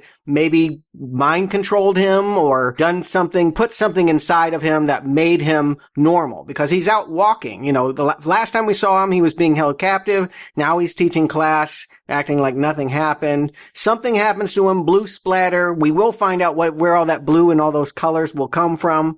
But yeah, Colin Firth is going to wind up in a coma for, I don't know, several months for much of the training of Eggsy. Long enough to grow a medium-length beard. Yeah. And how long does that training go on? I think it's like a full year, right? Because a dog goes from puppy to full-grown dog in about a year. And while Eggsy's dog doesn't change much, all the other dogs change a lot. So I think that training is at least a year long. And does Eggsy's mom even know where he went? Yeah, I agree. It's tough for us to believe that if we hadn't had that moment with him and the baby, that he didn't mind leaving his old life behind, including his mom. But maybe she just assumed that because Dean was looking for him, he went into hiding. I don't know. But they say Harry was hit with some chemical. They don't even know what. It puts him in that coma. And in the meantime, Valentine keeps his experimentation going, and when Harry's back on the case, it leads him right to Valentine's door because he pretends to be a large donor to Valentine's humanitarian efforts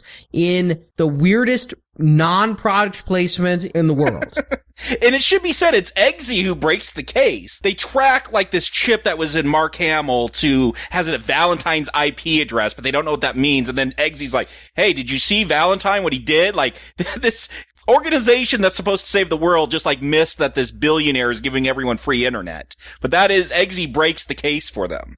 Yeah, it's a generational statement. I like that. There's a good way of having Eggsy have a point in the case and showing that these old stodgy people need his street sensibilities, that maybe to them, everyone getting SIM cards in their phone wouldn't be a big deal, but to someone that didn't have a phone, yeah, this is a big deal. Lines around the block, free internet forever. Including his mom. His mom's one of the first in line. Yeah, and his friends from the pub that I don't think we ever see again. I do like that they have this scene between Harry and Valentine at Valentine's place. There's a lot of subtext going on, and these two actors play off each other really well. I love Gazelle in this part. I don't know this actress who plays Gazelle. I looked her up. She's actually a dancer. They hired her because she'd be able to make these kinds of moves and things. But she has such a great look with her haircut the way it is and those bangs. Those eyebrows. She looks like a Vulcan.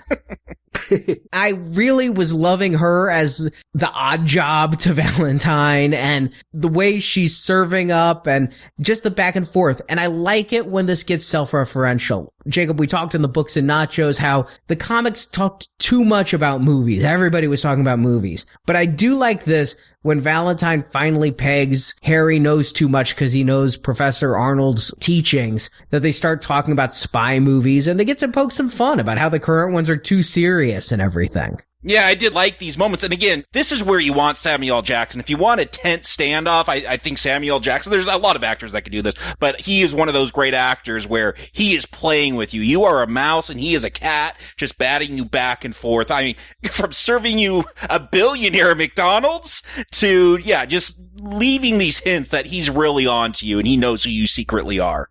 I'm surprised it wasn't Royale with cheese, but yeah, it tells you a lot about who that guy is by that choice, that he's a billionaire, but he still has common man tastes. I mean, I think he did come from the street. The character doesn't totally make sense, but he does like expensive wine with his Twinkies here. And they have an important exchange where Colin Firth is saying a Bond movie is only as good as the villain. I like the villains. And Samuel Jackson says, I wanted to be a gentleman spy. That's why he wants to wear suits and be flashy and all that. They each envy each other and they both are suspicious of each other, and you're wondering what is going to transpire here. It doesn't actually happen here. It happens a few scenes later when they're at a tailor shop. We'll find out that Valentine had basically put tracker gel in Harry's wine and has pretty much figured out who the Kingsmen are. The whole thing with the Happy Meal bit, I know because my coworker eats Hardee's every day, Carl's Jr. in other parts of the world, that Kingsman had a Hardee's tie-in. So I even stayed for the credits,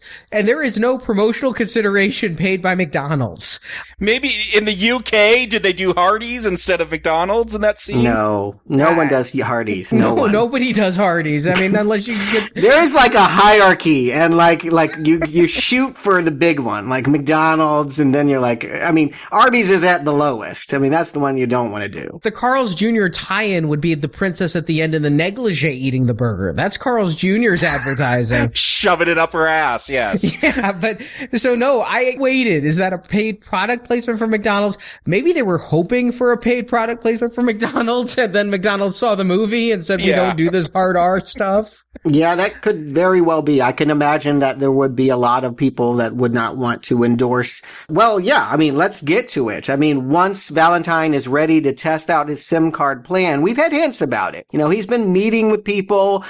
There was a princess from Scandinavia who was so appalled they have her locked up now. Obama has been in there. Republicans and Democrats are signing on to some kind of weird hinted at solution for environmental collapse. And we're going to find out that the plan is basically we're going to kill off most of the population, and the way to do it is through these SIM cards. And we're going to do it through what has to be the most brutal scene in the entire movie. I'm going to go out there on a limb, though, and say with this plan to kill all the people, from a purely Darwinian sense, doesn't that kind of make sense? That's why it's great, because obviously we can't endorse the method. We cannot. Arnie always finding the reason in this kind of stuff. No, it's nihilist and it's awful, but the best kind of villains have a certain logic to their plan. And that is what's kind of great about Sam Jackson. He doesn't like to kill people. He can't stand the sight of blood. That's not his deal. He has worked this problem from every angle. He's pragmatist, and he's just come to a very inhumane solution. It might be effective. He might be buying the world some time by dwindling off the population, but obviously we can't endorse this. Again, it's class issue. It's the rich will survive and the poor people will just kill themselves off. Admittedly, it is that. It's just when you think about global warming and what it's doing and the fact that politicians and people alike don't want to change their lifestyles to help the earth and even argue whether or not it will help the earth. You do have to think culling 90% of the population is going to at least stop whatever's happening. I mean, the Stand may have had it right. But yeah, when we get to see it enacted, it becomes a totally different thing in this church. And the scene starts off so funny. You get this preacher up there with his horrible, sweat-covered comb-over, decrying the homosexuals and the evolution believers in the same breath. Why didn't they just call this the Westboro Baptist Church? Like, I think they could have safely called it that and not offended anyone except the Westboro people and what doesn't offend them. There are obvious models for this, and they have gotten some news. I don't think we should give them any more, but the sermon is called America is Doomed. I mean, that's what they're advertising on the sign outside. I think it makes it easier for us to swallow what Colin Firth is going to do in this church. Imagine if we actually liked this group. Imagine if they tested it out on a church that seemed innocuous, where the people weren't filled with hate. I mean, is it helpful to know that these people are bigots and hateful, and therefore that makes it okay that they're going to die? I mean, I don't know. It didn't help me. I can tell you honestly, this scene is rough. It is a rough scene. And again, this is the scene after I saw it, just reading people's reaction, that either this scene makes the movie for him or it ruins it. There's a lot of criticism about this brutal church scene, but it helps me to know that they're racist, homophobic scum of the earth that are getting murdered here, because when Harry starts murdering him, he tries to walk out, and at that moment, because Valentine can see that he's there's cameras in the church, they set off that alarm in all the phones, and he starts killing people. I'm wondering, okay, is he just trying to escape because everyone's turned murderous? And then I'm like, ooh, no, he's gone evil too, and he's killing people. And, in the comic book, this is like 50 couples getting married, and they all turn on each other and murder each other. That's how they test it. If it was that kind of scene with Harry murdering all those couples, it would be hard to go with him for the rest of this film. He doesn't have much more of the film to go with, but the fact that these are non-redeemable people, it helps me not turn on Harry. I agree with that. Although I'm both awed that his skills make him just the best, and this incredible fight. I mean, it is filmed in that kind of herky-jerky way like the bar fight was, and he's using the same kind of tactics where every single thing around him becomes a melee weapon. He's using other people's bodies as shields and as weapons, taking a gun, and since it has no bullets, using it to stab people. The violence here, it's beautiful, though. It's like a dance. The blood is low, the bodies pile high, but Colin Firth and the cinematography, and there's a few editing tricks I caught, but it's edited like half this fight is one continuous shot, and it is just gorgeous. And they're playing Freebird the whole time. That took me a little bit back to the Devil's Rejects. I don't know that you can beat Devil's Rejects for use of Freebird, but here damn good scene. Love this scene. Love this fight. This is the Quicksilver scene of X-Men Days of Future Past. That is the equivalent here. Like, this scene, if you've been kind of lukewarm on this film, I think this scene can make it for you. It's gory. It's brutal. You gotta watch Harry murder not just men, but women, which even though I know they're racist, horrible women, for a man to portray that kind of violence upon a woman, it's still hard to watch. But there's also a beauty to it that Vaughn brings to the choreography here. Let me be the lone holdout then on this beauty thing. The fact that they're scoring it to Freebird means that I think we're supposed to be, it's ironic that we're supposed to be enjoying it like we would any other action movie. Well, it wasn't supposed to be Freebird initially. It was going to be November Rain, and it turned out that the guitar solo wasn't long enough. This actually came about just by Vaughn Googling longest guitar solos and going, okay, Freebird, that works. I didn't end up feeling like, wow, I'm so glad that went down that way. I'm so glad that Colin Firth was able to use his skills in this way. I think it's meant to be a tragic moment, that here's someone that is sanctimonious about life. This has to be a horrible moment when the signal stops and he realizes what he's done. I wish I felt more of the tragedy of it because they played it so much of a lark. I can't decide whether it was brilliant as a commentary about movie violence or deplorable. I have not decided. Well, how do you feel about it in Kick-Ass? I feel it was much in the same vein where they would do such hyper-violent stuff. They were making commentary on it. Right, yeah, watching a 12-year-old girl. Well, I mean, I felt different about it in Kick-Ass 2 than I did in Kick-Ass 1. I'll put it that way. There's a skill to demonstrating that. I know my buttons have been pushed. Even if I hadn't been thinking about Big Daddy, that came later, and the setup of all this, I think I knew there was no redemption for Harry at this point. He would have to die. Really? There's no other way you could do it, just looking at it from a screen point. He wasn't in control of himself here. Do you blame him? That's like saying you blame the gun for pulling the trigger. No. I'm not blaming anyone. I'm saying for a character, when you're a screenwriter and you're looking at a character and they've just annihilated a church full of people, yeah, I don't think that we can go on and watch that character have a continued adventure and pretend like that didn't happen. Whether they were at fault or not, there's a black mark on that character.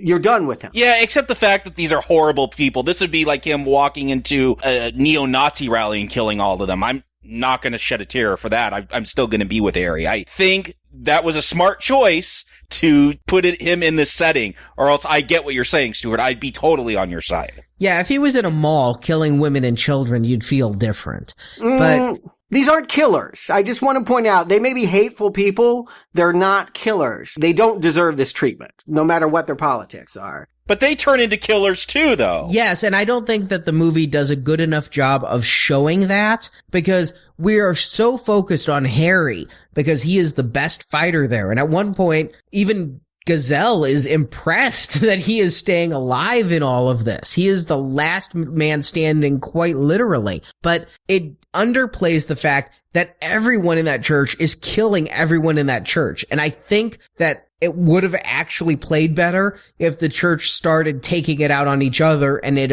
came around to infecting Harry. Like the people with the SIM cards went crazy first, but Harry draws the first blood. He turns around and just shoots that woman in the head, and then it's a free-for-all. I think that makes Harry a little bit more evil. It doesn't sell the scene as much as I think it should. I read the comic before going in. I knew about that wedding scene Jacob talked about. I knew what was happening. I don't know that the common person would, though. That said, I don't know that Harry needed to die, but I get where you're coming from. It's a risky character choice, and so they decide to make the next choice the safe one by Harry dying for this sin.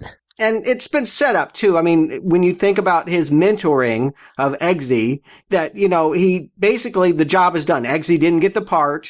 They're going to talk about it some more when he returns, but he is not going to be a Kingsman. So there was no future for these two. And by killing off the father figure, it's going to force Eggsy to stay in the story. I don't know how I feel about the scene, but I do like Sam Jackson, the way he has to deal with it. That shooting him dead and then having such a hard time with it. They've written this character that he can't stand the sight of blood, and that's funny. But I also think there's some truth here to the idea of it's harder to kill one man by your own hand than to orchestrate through technology mass murder. You know, like what he just did was so much more horrible, but the thing that he's having a visceral reaction to is one bullet. Yeah, what's the saying? You kill 10 people, that's a tragedy. You kill 1 million people, that's a statistic. I do think it illustrates that, and it kind of helps me get over what I just watched. And it makes me finally really hate Valentine, because I see Valentine as the instrument here. Harry was the tool. And I like Eggsy in this movie a lot. I need to give Matthew Vaughn some real credit.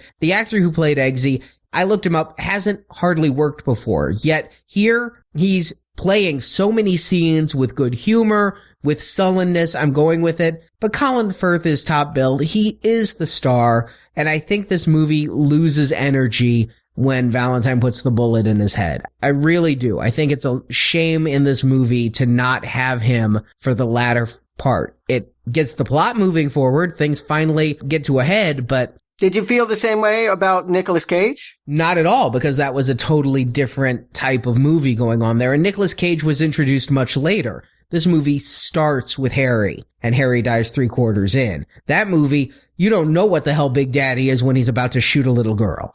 And then it becomes he dies 2/3 of the way through. But I do see that kind of kick-ass thing here, where Harry was the Big Daddy and Eggsy is Hit Girl. Yeah. Yeah, but to me, he's more kick-ass. That's the problem. I'm missing someone that's as shocking as Hit Girl in this one. It's not going to be Roxy, I hate to tell you. No, it's not. Or Merlin. She plays into this plot. We're in the climax now, where Eggsy basically, there's a vacancy, and he goes back to the school, and I think the story's going to tell me, well, we need a Galahad because he's just been killed, and Michael Caine is going to just give it to him. But no, they've got one more big twist. You know, they've killed Colin Firth. Eggsy didn't get Lancelot, but maybe the biggest twist is that Valentine was able to convince Michael Caine that his plan was the right one.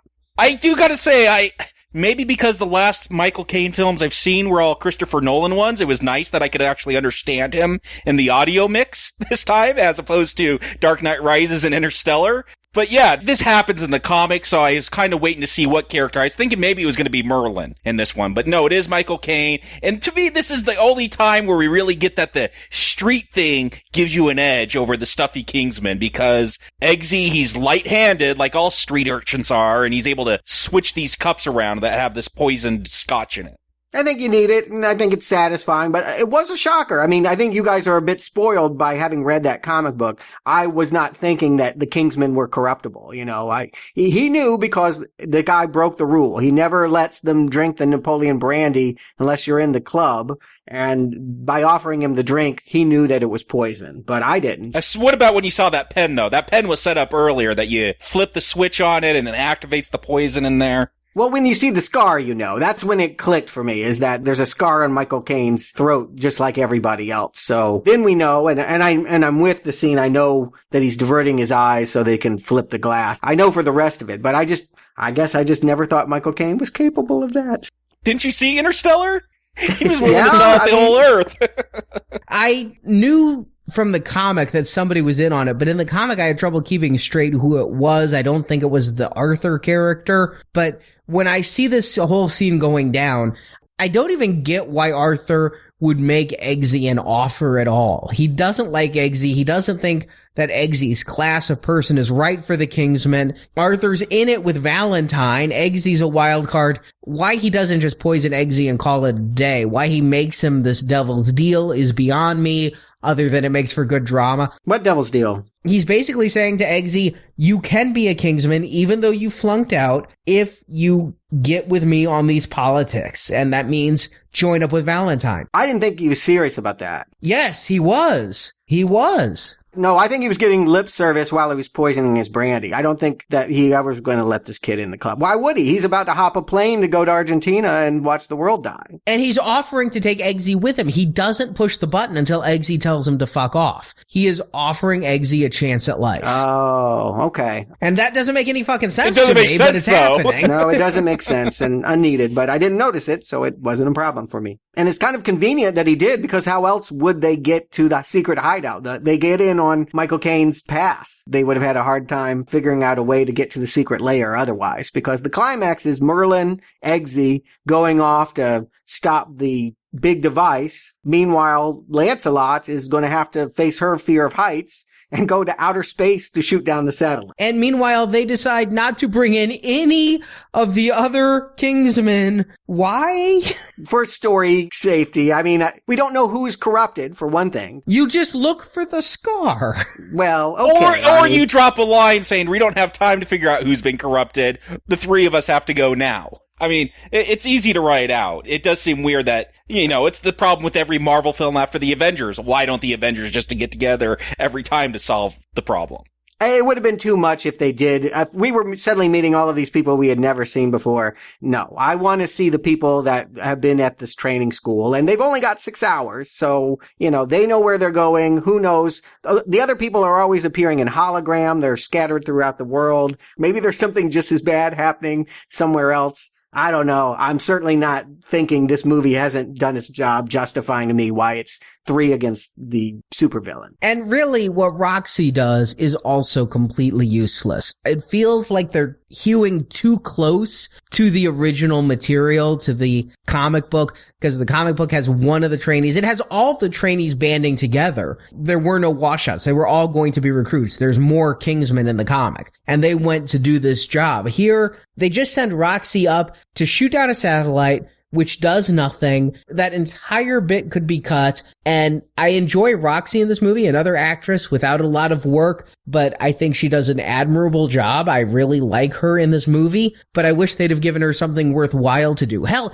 she's the one who actually graduated. Maybe she should be the one going to Valentine's and send Eggsy up in the sky? She can't pass herself off as Chester King. They need a male to put on the suit and get into the base here. That's true. It feels like a waste for her character. Yeah, that it could be used as a moment of tension. I was actually surprised that missile hit the satellite, because it ends up not really doing anything but delaying the evil plot for a little bit longer. I don't even remember how she landed. I don't know. I guess she had a parachute or something. I don't even know. At some point, she's just calling the mom and saying, hey, hide yourself from the kid.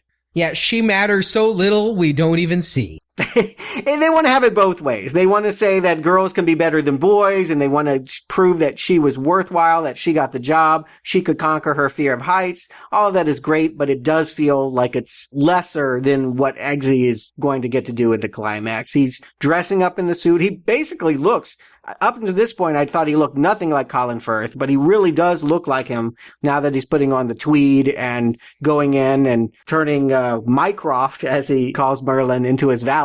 I thought that was all fun. But Eggsy infiltrates this base, and it's a cool lair. I gotta like the mountain lair. It is worthy of being a Bond villain lair. Definitely. Yeah, except, okay, so Harry, he does say, this suit, it makes you bulletproof. Does it make you literally bulletproof? Because yes, Eggsy's gonna run around a lot and have a lot of henchmen shooting at him, and he doesn't do a whole lot of duck and roll to get out of the way. I don't see bullets bouncing off of it, but I'm wondering why he hasn't been pierced by bullets throughout this entire climax. I take it to mean these tailors have the magic formula for a truly bulletproof suit. They call it modern armor early on, and I just, they're magic tailors. I'll give them this. Sure, why not? It took me a second viewing to figure out. I mean, it's like a James Bond movie, and sometimes I tend to glaze over during these types of things, but I know Eggsy's gonna go in there and shoot everybody up and win the day. But his real mission, the real thing he was sent in there to do, and the reason why I think they could get away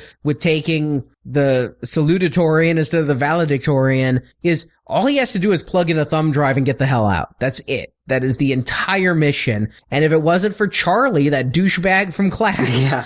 I love that his dad was already connected with the bad guys. Of course he was. That's great. And that's where the action begins. It's good action. It's no Westboro Church action, but it's good action. It's all right action. Again, there's a lot of shooting, and once in a while, the actor that plays Eggsy will, like, do a somersault. I wasn't thrilled with this. It seemed like a lot of running with Merlin saying, take a left here and a right there. They have to outthink it. I mean, what I like about it is, yeah, the action is whatever it is, but they're outmanned, and that makes sense to me. I mean, there's no way that these two people can take down all of the stormtroopers and what have you, but all the stormtroopers have implants. I like the brilliance of the ease of just, why don't we hit this button and then watch this epic montage of every head exploding in the blue, red, yellow. I mean, that's what splattered on Colin Firth's face. I'm trying to figure out what this is still. Like, it's fireworks. It's so cartoonish looking, but the audience I saw this on a Sunday afternoon, probably about half full, and people were just cracking up. They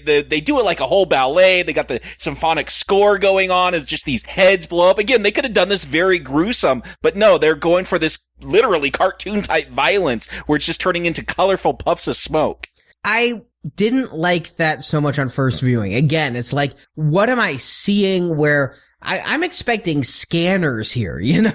I'm expecting that kind of thing. And that just wasn't what Matthew Vaughn wanted to do. It's a 4th of July fireworks scene, and it's unexpected that it's going to go that way. But for this movie, yeah, I'm not taken aback by the earlier violence. I realize this whole thing has a bit of a cartoony vibe to it. And here at the end, it even goes a little Austin Powers-ish. I think that's the one time it starts going that much into spoof. There's a couple stings on the score that almost sound like the Austin Powers, bada wada wa, wada wa. And I think it's almost going there. And these exploding heads are kind of going there. It's fun, though. It's a great way to take out all the henchmen. And not just all the henchmen, but all the upper class. Everyone that was bought into this plot. Obama, Iggy Azalea, every rich person. It really is a 1% fantasy there. I mean, you say that they're not playing into those politics, but to me, I heard the audience applauding. I could feel where this is going. This is anarchy here. I mean, this is a very subversive way of finishing out the movie. Meanwhile, in parallel, the sim chip is starting to work, and throughout Rio, American baseball games, London somewhere. Apparently there's no time zones in this world. Yeah, I mean, you're watching, I mean, the stuff with the mom and the kid in the bathroom, I mean, this is really playing with you. I mean, I feel like this movie is hitting a lot of buttons. Sometimes I like it, sometimes I don't, but exploding heads, H-bombs, yeah, I had to smile. I thought it was really ballsy that they killed Obama. There's something about seeing the president's head explode. There's laws against that, yes.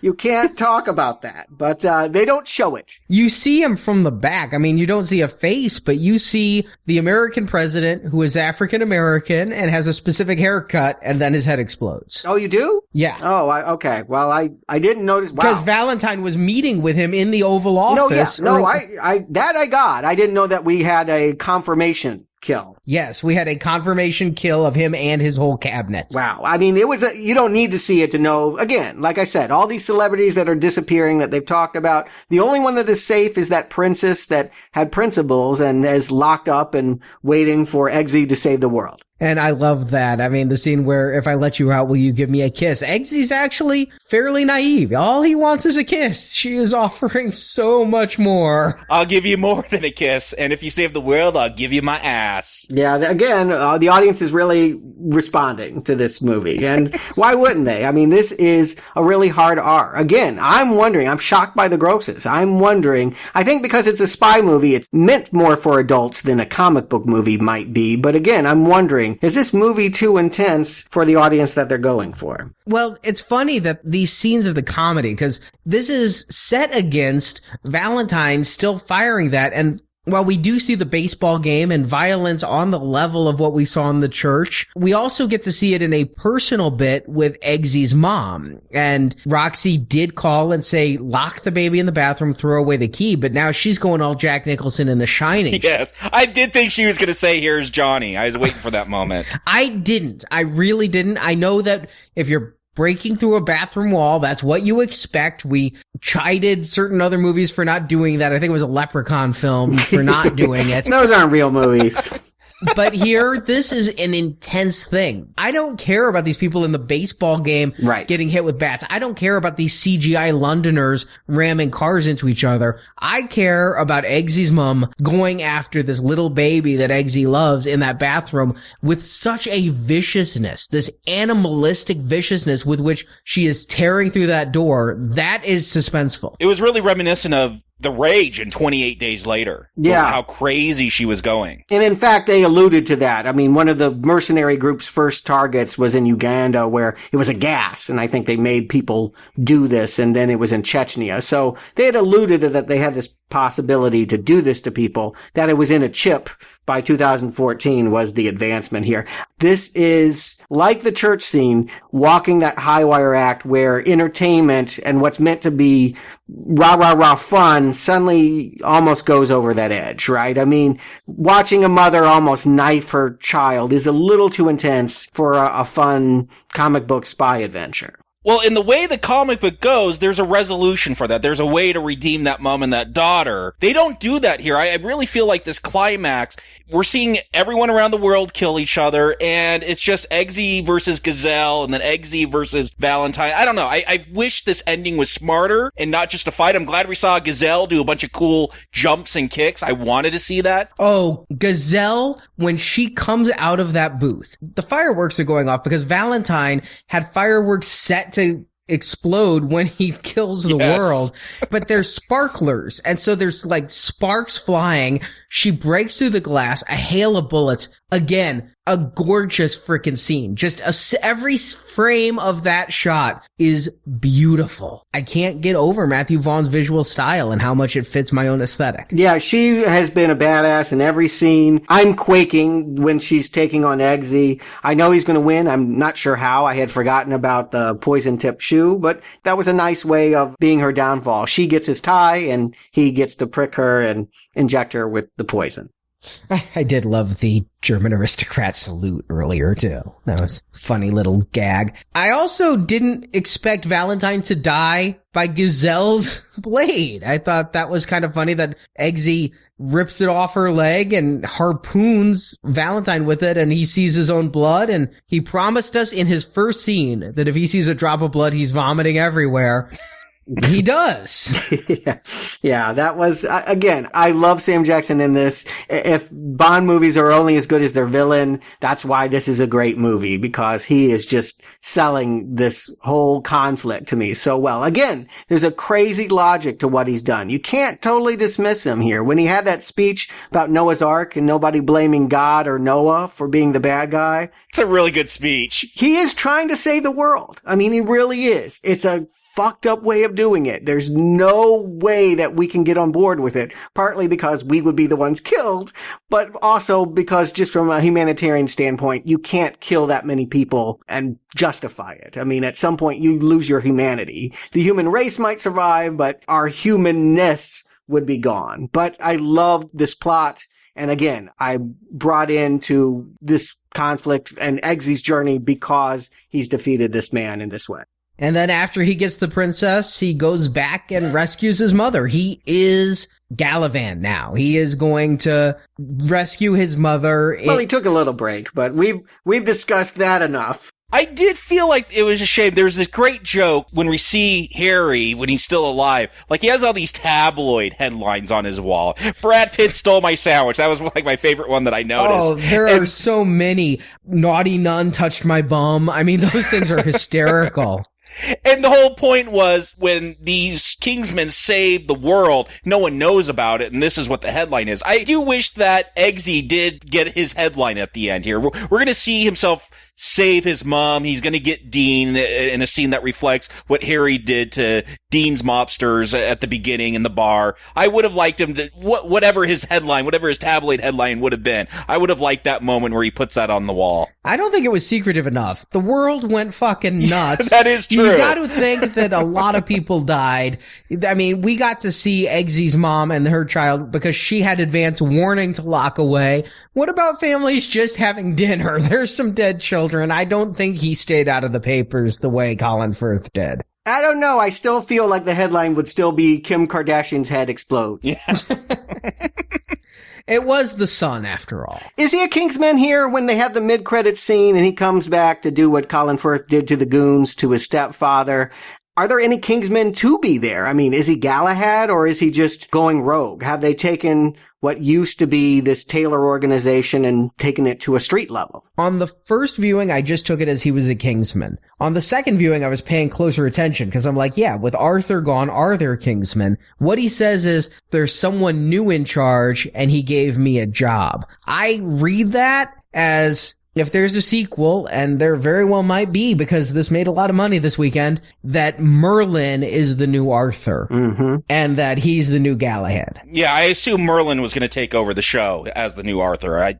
That was a given to me. Yeah, and this movie did do very well. It made opening weekend far better than projections. It has almost, in 3 days, made as much as Kick-Ass made its entire theatrical run in North America. And Vaughn is teasing if there's a sequel, Colin Firth may return. Does he have what are those called? Life decoys that David Hasselhoff used? Well, what the article said in which they interviewed him was that it is a movie and we never saw a funeral. We never saw what happened to the body. Valentine says, is he dead? Nobody seems to check on that. Nobody does anything else. The other thing, though, that Vaughn kind of hinted at is that maybe it would be a prequel sequel where like something in Harry's past affects Eggsy's future. So they got kind of Godfather to it, maybe? I would say this. Trust in your lead here. I haven't talked much about this newcomer, but I think he's done a great job of seizing the mantle. It may have started as Colin Firth's movie. It's this kid's movie. It's Taron Egerton's movie by the end of this. He may not be a star yet, but in this world, in this universe, he can lead it. I mean, I'm fine with them not going back to the father figure. The father is dead. Long live the father. Let's have a new character. Let's meet those other round table knights that we didn't get to see this time. I think there's room for new British characters to step in where Colin Firth was in this film. I agree with you. I think that Matthew Vaughn has a knack for finding new talent with Aaron Taylor Johnson with Kick-Ass, and he'd go on to Godzilla and Avengers. And actually, he's not very good, but bad example. I thought he was good in Kick-Ass and Kick-Ass 2, and I'm crossing my fingers for Avengers. And he was one of the first to cast Jennifer Lawrence. Yes, she did have Winter's Bone before X-Men, but he got her pre-Hunger Games before she really was hot. And I think this is another case of Matthew Vaughn discovering somebody who is going to be a big talent, because I really like him here at the end as the cocky spy, and yet I completely believed him as the mopey ghetto boy too. So yeah, I would be fine without Firth. I didn't expect Firth to return, but since he is the lead character, he's who was first and foremost in the posters, in the trailers. Yeah, it's a safe bet to bring him back if you want the box office, I think. But gentlemen, make your decision. Do you recommend Kingsman: The Secret Service? Jacob. So if you listen to my Books and Nachos review, I had some problems with the pacing of the comic, the source material that this is based on.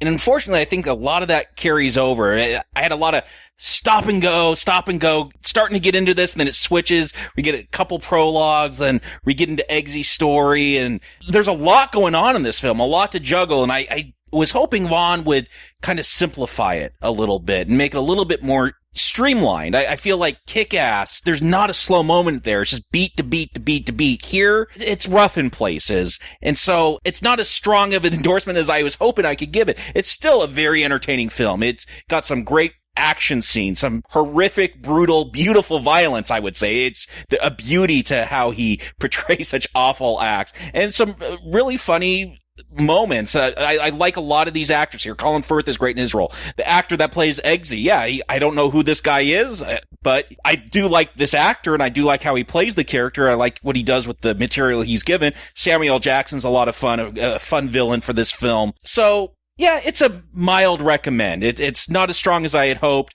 what I would expect from Matthew Vaughn after Kick-Ass and X-Men First Class, but it's a film that's a lot of fun. It has fun with the spy genre, and well, Stuart will probably bring this up, but it can be hard to stomach at times, so if you're sensitive to that, be aware, but I think that is one of the strong points of this film is how it takes these horrifying acts, and whether it's with Samuel L. Jackson's character, Valentine, making genocide seem like a logical, rational decision, or just the beauty of the cinematography in that church scene, Vaughn does great things with that, making us almost applaud at horrific things. So yeah, it's a mild recommend for me.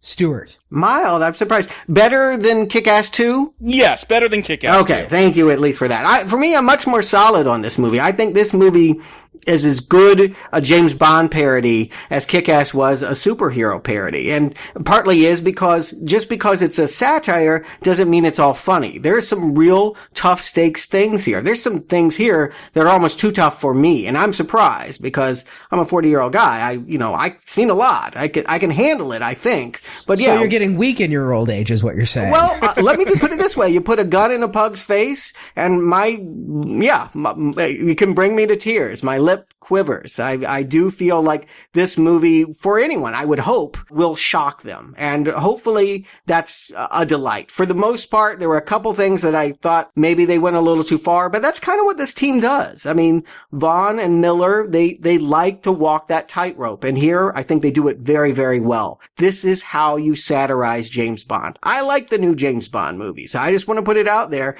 I like that they're serious and grim. But yeah, if you want to bring back that 60s Connery goofiness, this is how you do it. You don't put Vin Diesel in a fur-lined collar and, have him surfboard with a machine gun, not XXX. This is how you update James Bond. They've done it great. I recommend.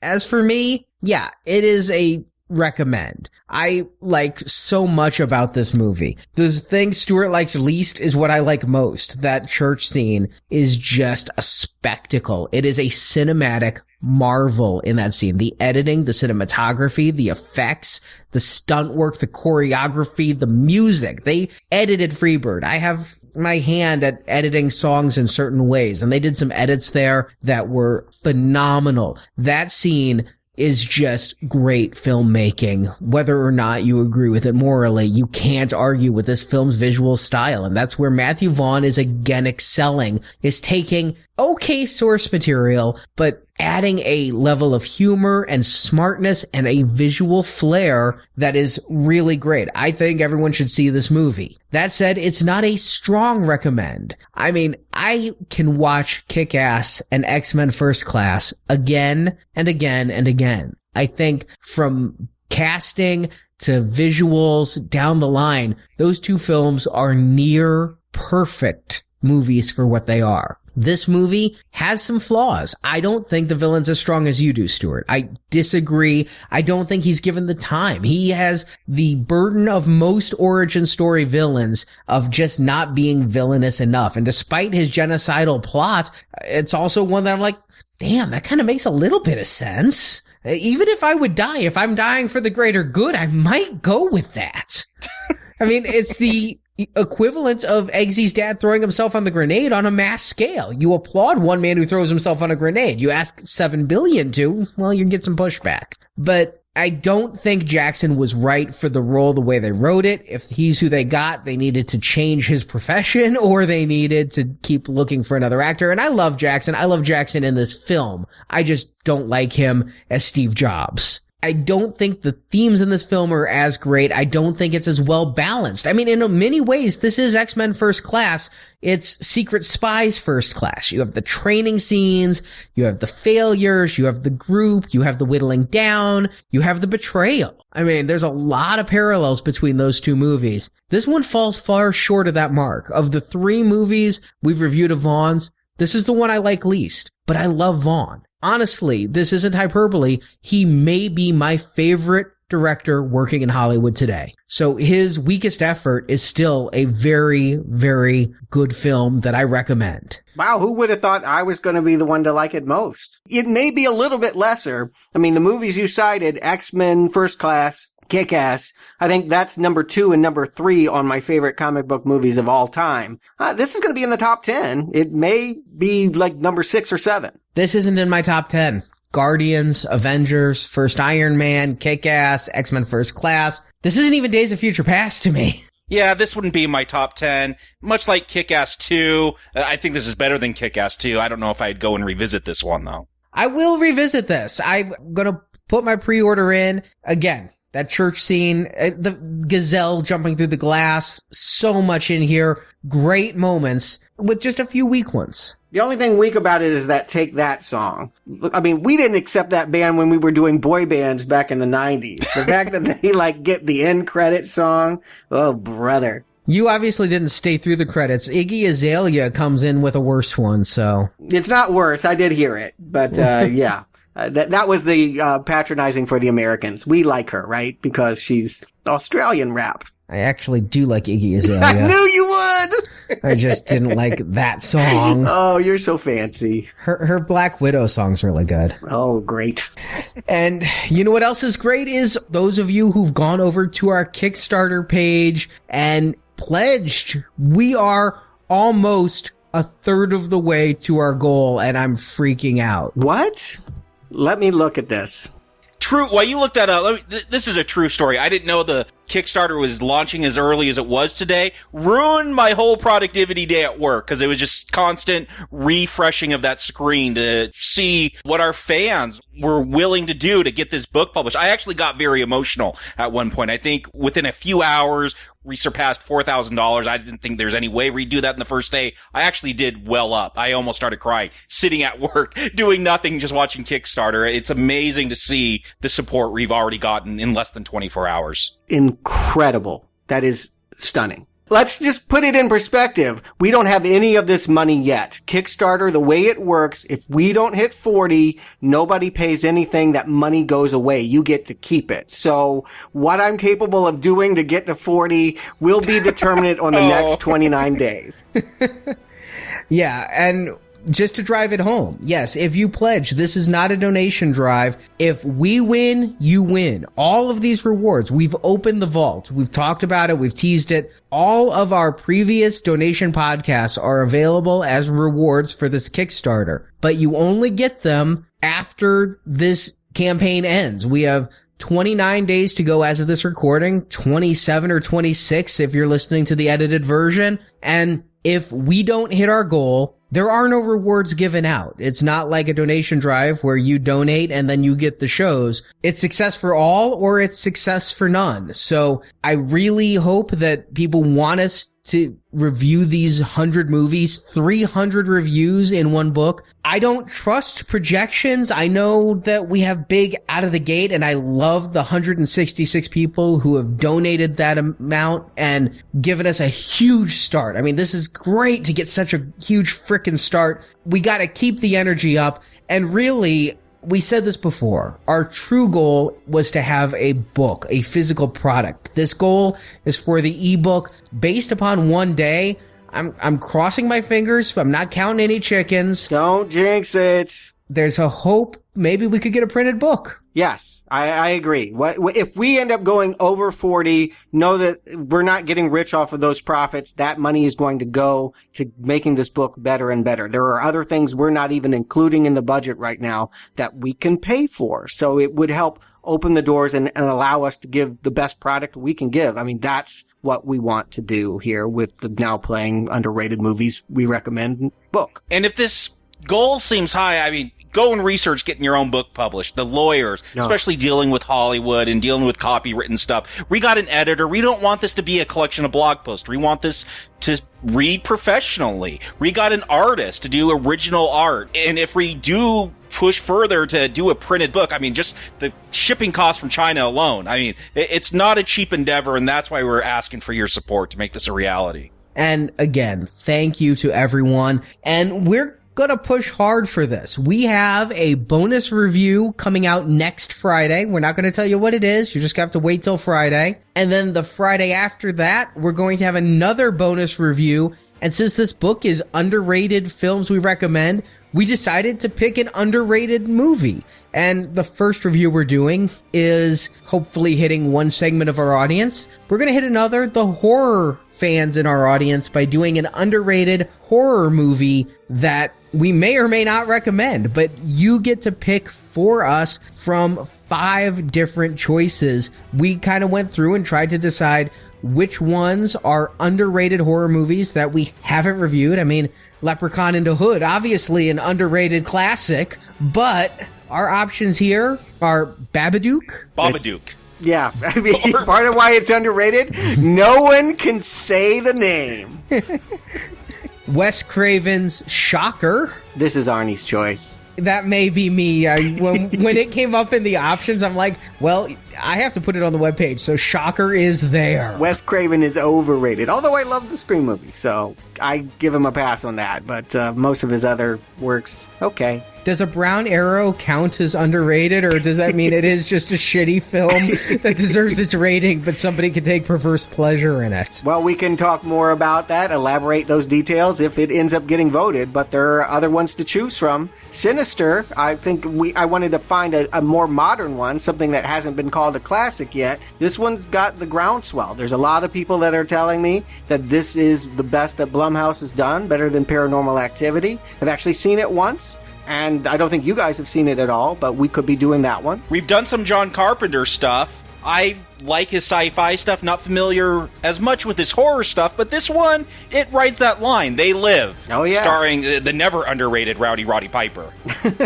He is underrated. And then the last one, which I don't know is underrated or horror, but this was Stuart's insertion. Yeah, well, this is my point. It's like nobody thinks Usual Suspects is underrated. It's a known 90s quantity, but thinking of it as a horror movie, as a slasher movie in which gangsters get bumped off, I do think it would be unusual to look at it from that vantage point. And so thus, I decided to include it in the list of underrated horror movies. Well, you can vote now at nowplayingpodcast.com. We're going to have a link from the homepage and from Facebook and Twitter where you can vote for which film you want us to review, and that will be out as well during this Kickstarter campaign. So please head there. You don't have to pay today. They take the money if we're successful in mid-March, so pledge today. We will be back on Tuesday with The Fast and the Furious, and until then, hail Satan and have a lovely afternoon. Listen, boys, I've had a rather emotional day, so whatever your beef with Eggsy is, and I'm sure it's well-founded, I'd appreciate it if you could just leave us in peace. You should get out of the way, Granddaddy, you'll get hurt. Thank you for listening to this episode of Now Playing, and we hope you've enjoyed the show. It's the nature of Kingsman that our achievements remain secret.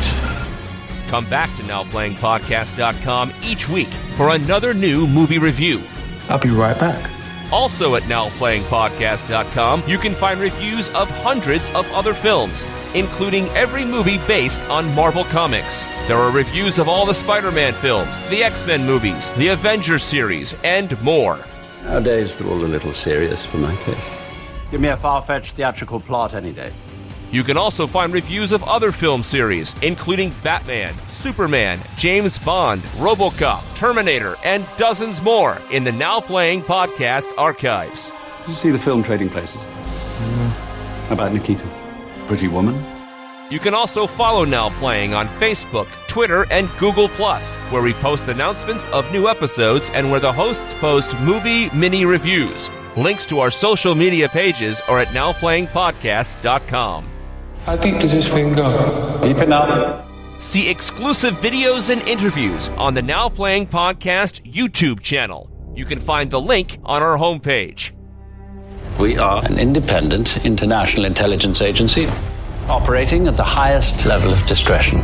Now Playing is an independent podcast with no sponsors or ads. It's donations from listeners like you that keep Now Playing on the air. You can give money by clicking the support link at the top of NowPlayingPodcast.com. We ain't got much choice, and if we was born with the same silver spoon up our arses, we'd do just as well as you. Now Playing is edited by Arnie. We're here to enhance your skills, test you to the limit. Now Playing credit narration by Brock. I have trouble understanding you people sometimes. You all talk so funny. Now Playing is not affiliated with 20th Century Fox or Marv Films. Kingsman, the Secret Service, is the intellectual property of those companies, and no infringement is intended. You know what that means. Then let me teach you a lesson. The opinions expressed on Now Playing are those of the individual hosts and may not reflect the opinion of Venganza Media Incorporated. Words to live by, Eggsy. Words to live by. Now Playing is a Venganza Media production, copyright 2015, all rights reserved, and no part of this show may be reproduced, repurposed, or redistributed without the written permission of Venganza Media Incorporated. I look like I get. I can't tell you how much, just side note, I've had to counsel my mom about 50 Shades of Grey. She calls me every week to complain that she saw another trailer or an interview or what have you. I'm like, Mom, I can't help you. Plus all of the other type of spy movies. They even name drop Jack Bauer, Jason Bourne. Just those two. Right, but the other spy movies out there that I haven't seen because I don't really like those films, but Well, Jack Bauer is a TV show, and it's owned by Fox, which is why I think he named the dog after it. Oh, Jack Bauer's 24. I was thinking Jack Ryan. I got those two confused. The student who beat Eggy out for the Kingsman slot team up to stop Valentine alone. Are you going to let that Eggy stand? I was going to, yes, but since you called me out. Well, that's what the I mean, other yeah, kids it's call not them. like anyone can hear it, but yeah, usually you like that fixed before anyone does. Yeah, normally we're not live where I just think the show We must all go heard it, on. Arnie. We all heard Eggy. Now here's the part where Arnie gets the giggles. Oh, no. I do think a vibrating chair would be perfect for 50 Shades of Grey, though. Yeah. I But the can see poor that. ushers! Just think about the cleanup detail. Oh, another soda spill. Oh. In Times Square, you got people who clean that off the glass all the time. They could just take an extra job and do night duty. I think Jupiter Ascending fucked up Jupiter Ascending. Yeah, you can't make that worse, is it? I mean, it's like, wow, not only did they shit on my face, but it had peanuts. I mean, that's kind of the equation there. Right away, usually you think James Pond. I'm thinking of the I don't know what I'm thinking of. I don't know, a frog thing? That was, yeah, it was some like video game or something. I don't know. Particularly because Mike Millar, I just know, is it Millar or Miller? Mark Millar. Okay, Miller. We go all over the map on Yeah, him. I feel like I've heard both. Like, to my defense. You have heard both. Okay. But Mark Millar. And that's funny because I called him Mark Miller, and when we did Kick-Ass, Jacob kept calling him Mark Millar, and I thought I was wrong. And I've been educated since. So Okay. Manners maketh man.